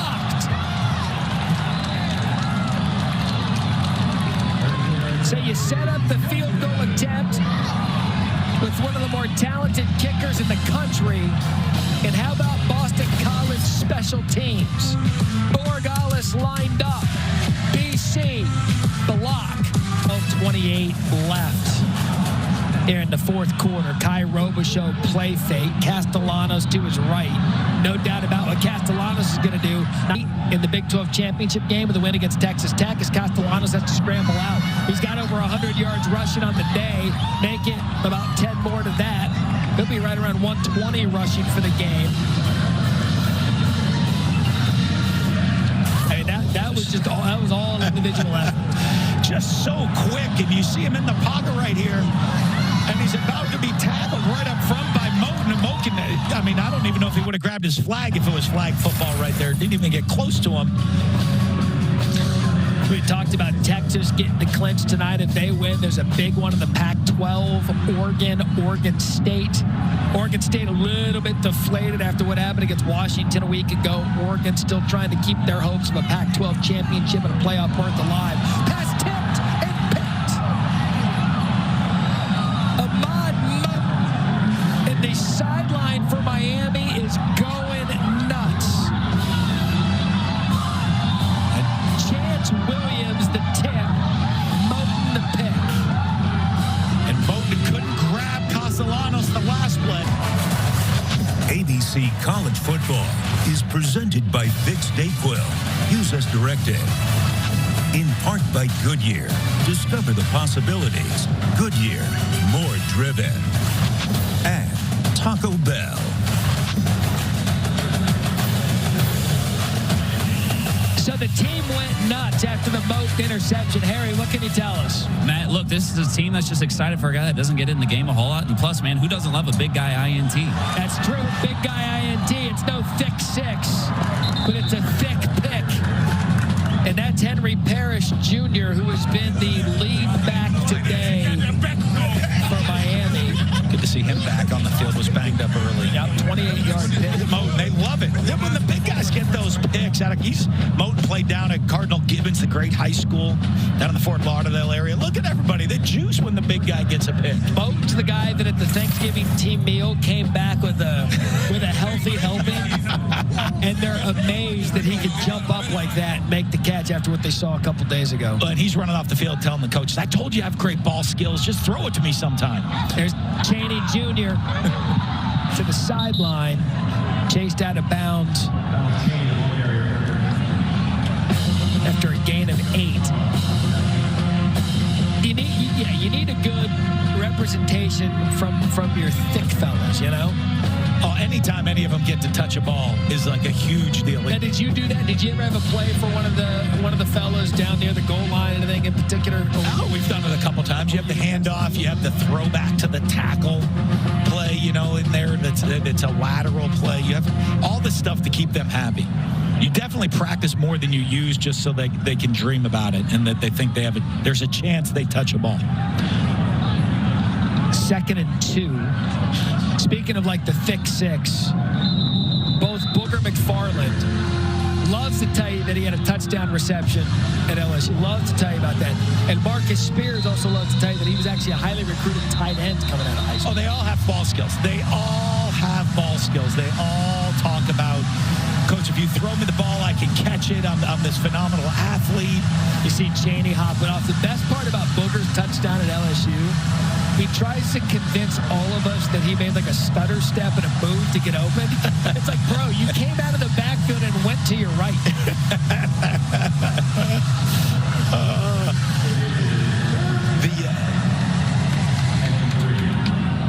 So A.J. Allen checks in now for Chaney.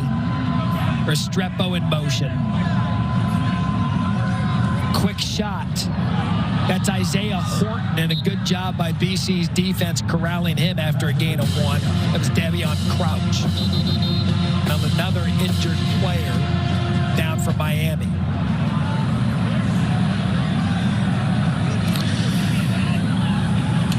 Big decision here for Mario Cristobal. Does he go back to the field goal that got blocked last time, or is he going to go for it here on 4th down? So that's the talented true freshman, Maui Noah. They'll check on him when we go to break.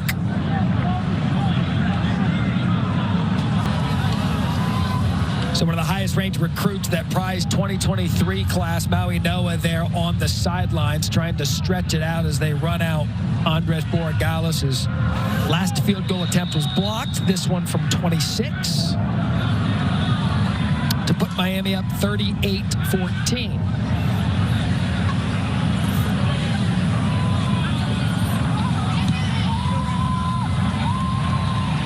Kick is good from a paycheck that Booger was going to weave his way into that Nagandi cottage. Just to stick up for him being a, air quotes, ball-catching athlete.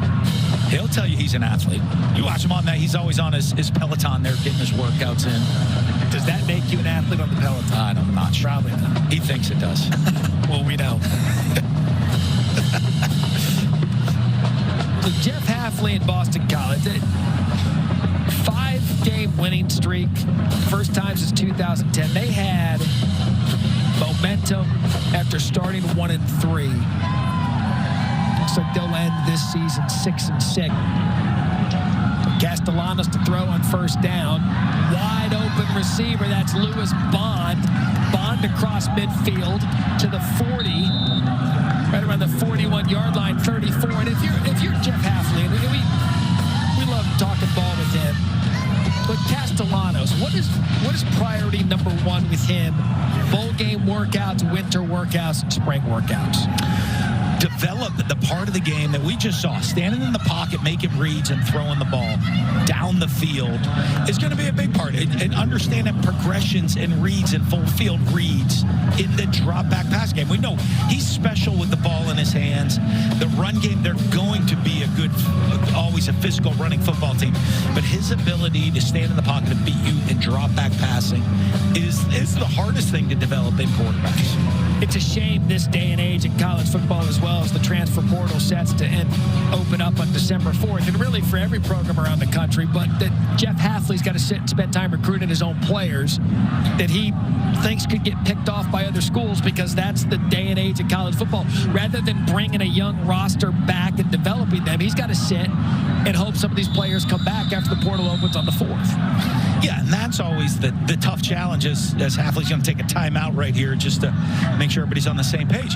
But the tough challenge that's coming for all of these coaches right now is, it used to be, you're looking 5-6 years ago, you're developing your roster, you're looking and saying, hey guys, we have a great young quarterback to build around. Yeah. We have this strength of where we're at. And now you're almost year to year. You're going in, instead of spending, the coaches today getting ready to have the meeting and setting all your recruiting schedule next week, you're going to meet with all your current players, who's staying, who's leaving. We're trying to keep all our players here on campus. But that wasn't the intended use of the portal, and it's gone completely out of control. But I'm going to say this, Coach.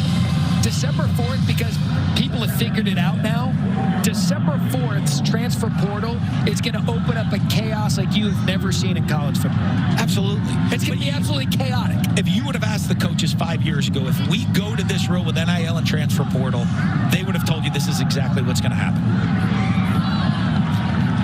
The NCAA would look and say, oh, no, it's NIL is only has nothing to do with recruiting or players coming to your school.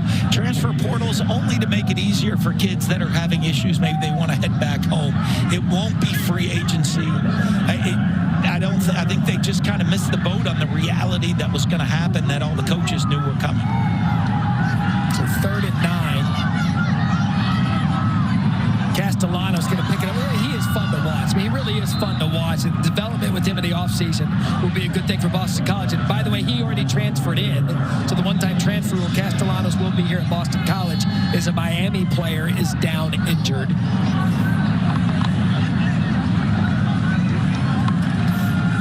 I think, look, you could be accused of being a little get off my lawn with the transfer portal, but there should never have been anything inhibiting players who, if the head coach leaves, able to transfer, or if there was just something that didn't fit particularly with the coach, the institution, or something that just didn't work out for the play. But the fact that now on December 4th, it is going to be an absolute free-for-all.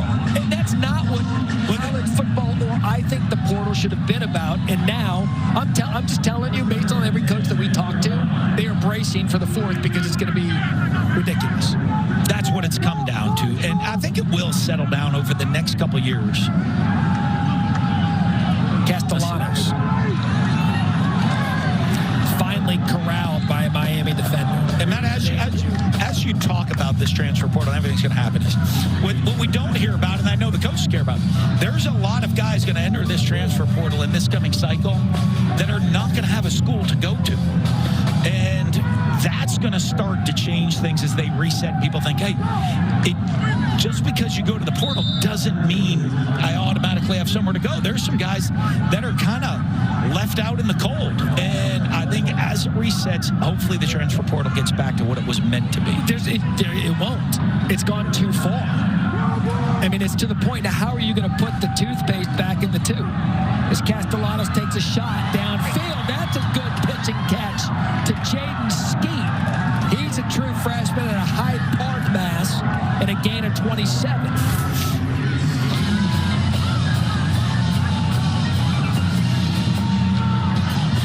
I mean, that's great concentration, getting the foot down, inbounds 1 foot. They hustle back up onto the ball, try to use some tempo down here in the red zone. And I'm surprised. What a throw. And what a catch by Lewis Bond.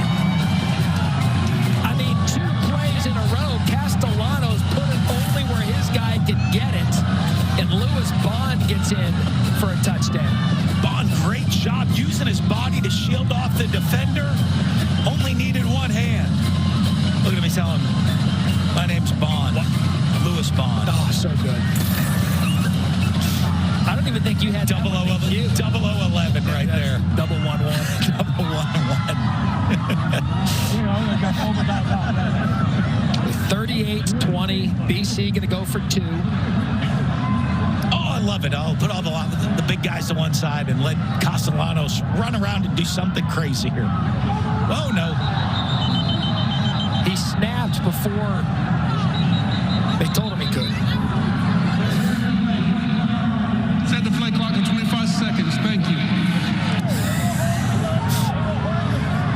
Look, the center judge standing over. The center judge is standing over the ball saying, don't snap it, don't snap it. Kendall wanted to know. He's like, I'm ready to go. College football, that's our first college football final dollar for the final and the regulars. Kendall was so excited to snap it. Castellanos.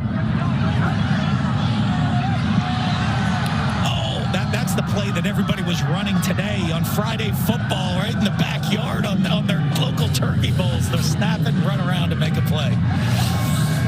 And how did it work in those turkey bowls? 38-20. A couple of years ago, the Friday after Thanksgiving, we were getting ready to coronate Sam Howell, and then NC State came back and won. Onside kick attempt here by Boston College. Found the middle to no avail. Miami gets it. Let's go back to the studio with Kevin DeGotti. That time now for our All-State Good Hands Play of the Day, Dylan Gabriel. Boog, look at all the time he has to find Drake Stoops in his final Oklahoma home game. Yeah, it took the mesh route a long time to come open, but when it did, touchdown, little Stoops.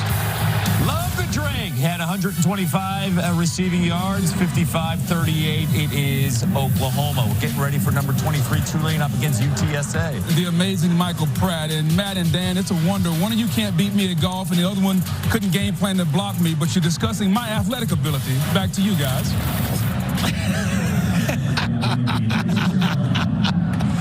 Oh, man. We'll go Maddie and Bowling Cup versus Boog in the offseason. Boog and Nagandi. We'll take those two on. I'm glad Boog's next on ABC. Both of those schools, both of those teams have had remarkable years. Tulane got that group of 5 gig last year. Ended up beating USC in a comeback for the ages and foreshadowing really things to come for Lincoln Riley and USC this year. As you see A.J. Allen, but that's going to be a fun game next year on ABC. Absolutely. And UTSA, though, has been a team that has looked impressive and continues to get better as the year has gone on right now. Looking for the upset against Tulane. And then, you know, if SMU can take care of business against Navy, that's setting up a great championship game next week. With SMU's an explosive team as well. You heard them talk about Harris, the quarterback. UTSA Cephas is a really good receiver. Jeff Traylor's been in the news a lot with that opening at Texas A&M, but he's done a remarkable job of building UTSA annually into a team that's always competing and winning big.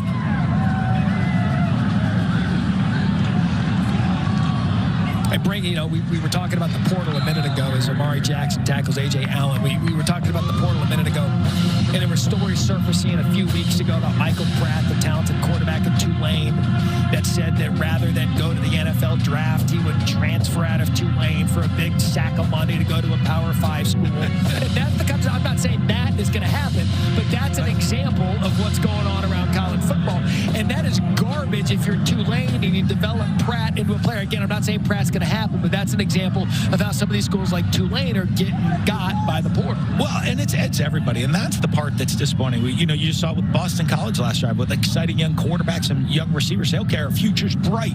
You look at this Miami roster with the great young running backs they have and the young talent they have on their team. You're saying, hey, we're building for the future. And now you're just trying to hold on to those guys. And it is crazy you said no, because if you're looking at a 4th and 5th round draft pick in the NFL, is not going to make as much money as a high-priced college quarterback right now. I mean, if you're a 5th rounder in the NFL, you'll make more money transferring and playing 1 year a la Sam Hartman did as a free agent in college football now. Some of the numbers that we've heard of being thrown around for some of these quarterbacks, it's more than they're going to make in the NFL if they're not a top 2-round pick. Yeah. It is. And, you know, I always thought that the opportunity for a quarterback, if you're going to not be a top-round draft pick, or even if you're young, the reps you get in college will help you long-term in your career. No question. You're going to get these great reps on the field in college instead of sitting on the bench in the NFL. But now guys are doing it, and it's actually a better financial decision as well. My example to quarterbacks who might jump a year early, is if Peyton Manning can stay for his senior year at Tennessee, then you could probably stay for another year. I mean, even Matt Leinart stayed for. And you look at from the NFL, but even he stayed for a senior year at USC. Well, you look at Dak Prescott, not the highest recruited guy coming out of high school, played for me, but stayed for 5 years, redshirted, stayed for 5 years. And when the biggest thing for him, you don't know when your opportunity is going to come in the NFL. His game maybe before everybody thought due to an injury to Tony Romo, a fourth-round pick.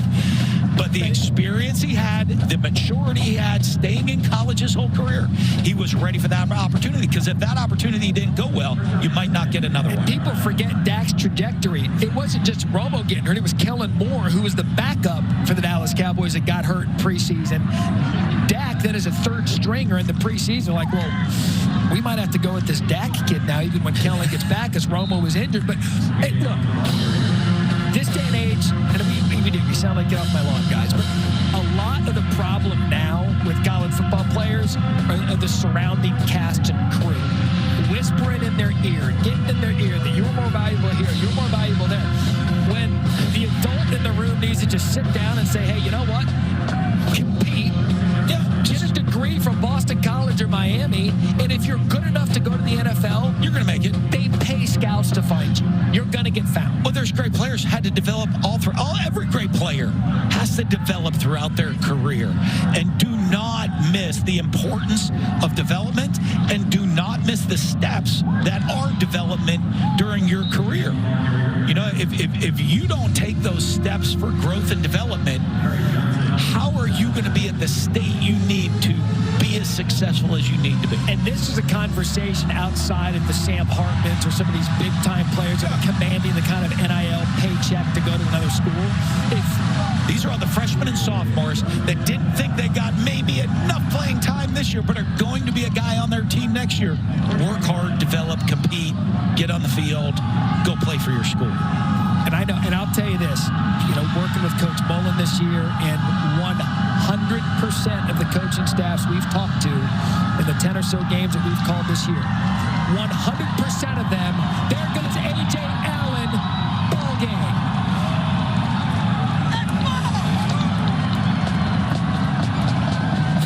Untouched for 30, and these Miami running backs have had a day. You know Mario Cristobal loves it. They had all the jumbo guys on. We're just going to go run the ball, run out the clock, finish the game. To get to break one for an explosive touchdown at the end of the game, you know, as an offensive line coach, he loves that.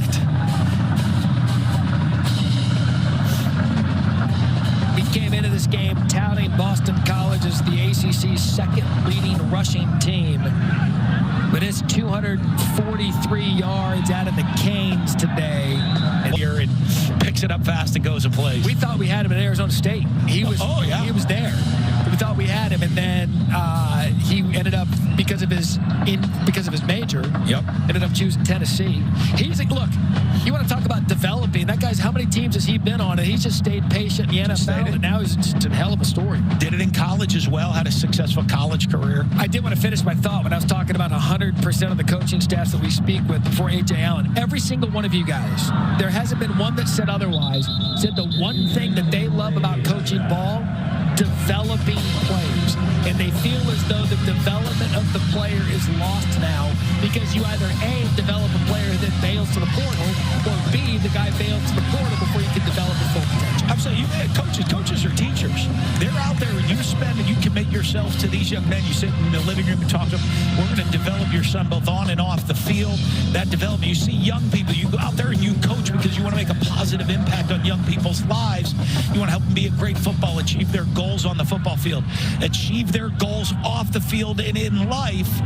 And with everybody racing in and out of your program, they lose some of that development and the foundations that you're trying to teach them of how to overcome different adversities, how to set goals and achieve them.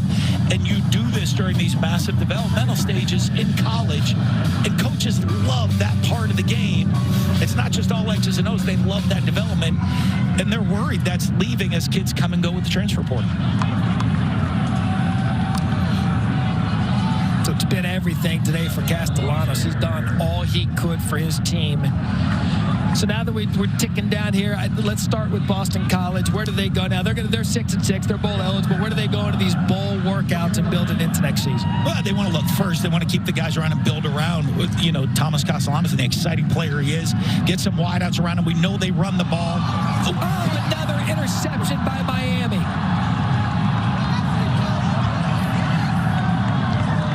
And look at that sideline now. That is Marcellus Pullman. Pulling up the true freshman. Another talented freshman for Miami. Getting some shine here in the final day of the regular season.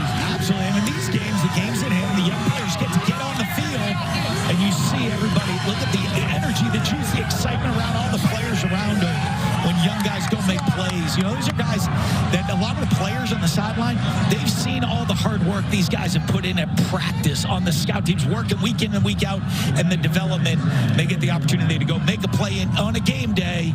It's celebrating for everyone. And I think the next question mark for Miami fans after the dominating 45-20 win today, what will happen with Tyler Van Dyke? They know the good. He's been non-committal about the bowl game or next year with Miami. But for today, he came on the road, did his job nearby his home in Connecticut, 290 yards and 2 touchdowns. And what a turnaround for the Hurricanes. 5-7 a year ago, 7-5 here with plenty of talent and building blocks for Mario Cristobal and his crew. Speaking of crew, this will be the final time all of us will get together here on Thursday night / Friday college football. Brian Ryder, our fantastic producer, has been with us throughout the year. Ed Curran, our amazing director, he directed this program as he did all year, and we've certainly enjoyed being a part of it with you fall. Harry Lyles, a terrific job down there on the sidelines. Dan Mullen with me here at booth. Dan, quickly, your final thoughts on this one. Oh, what a great game.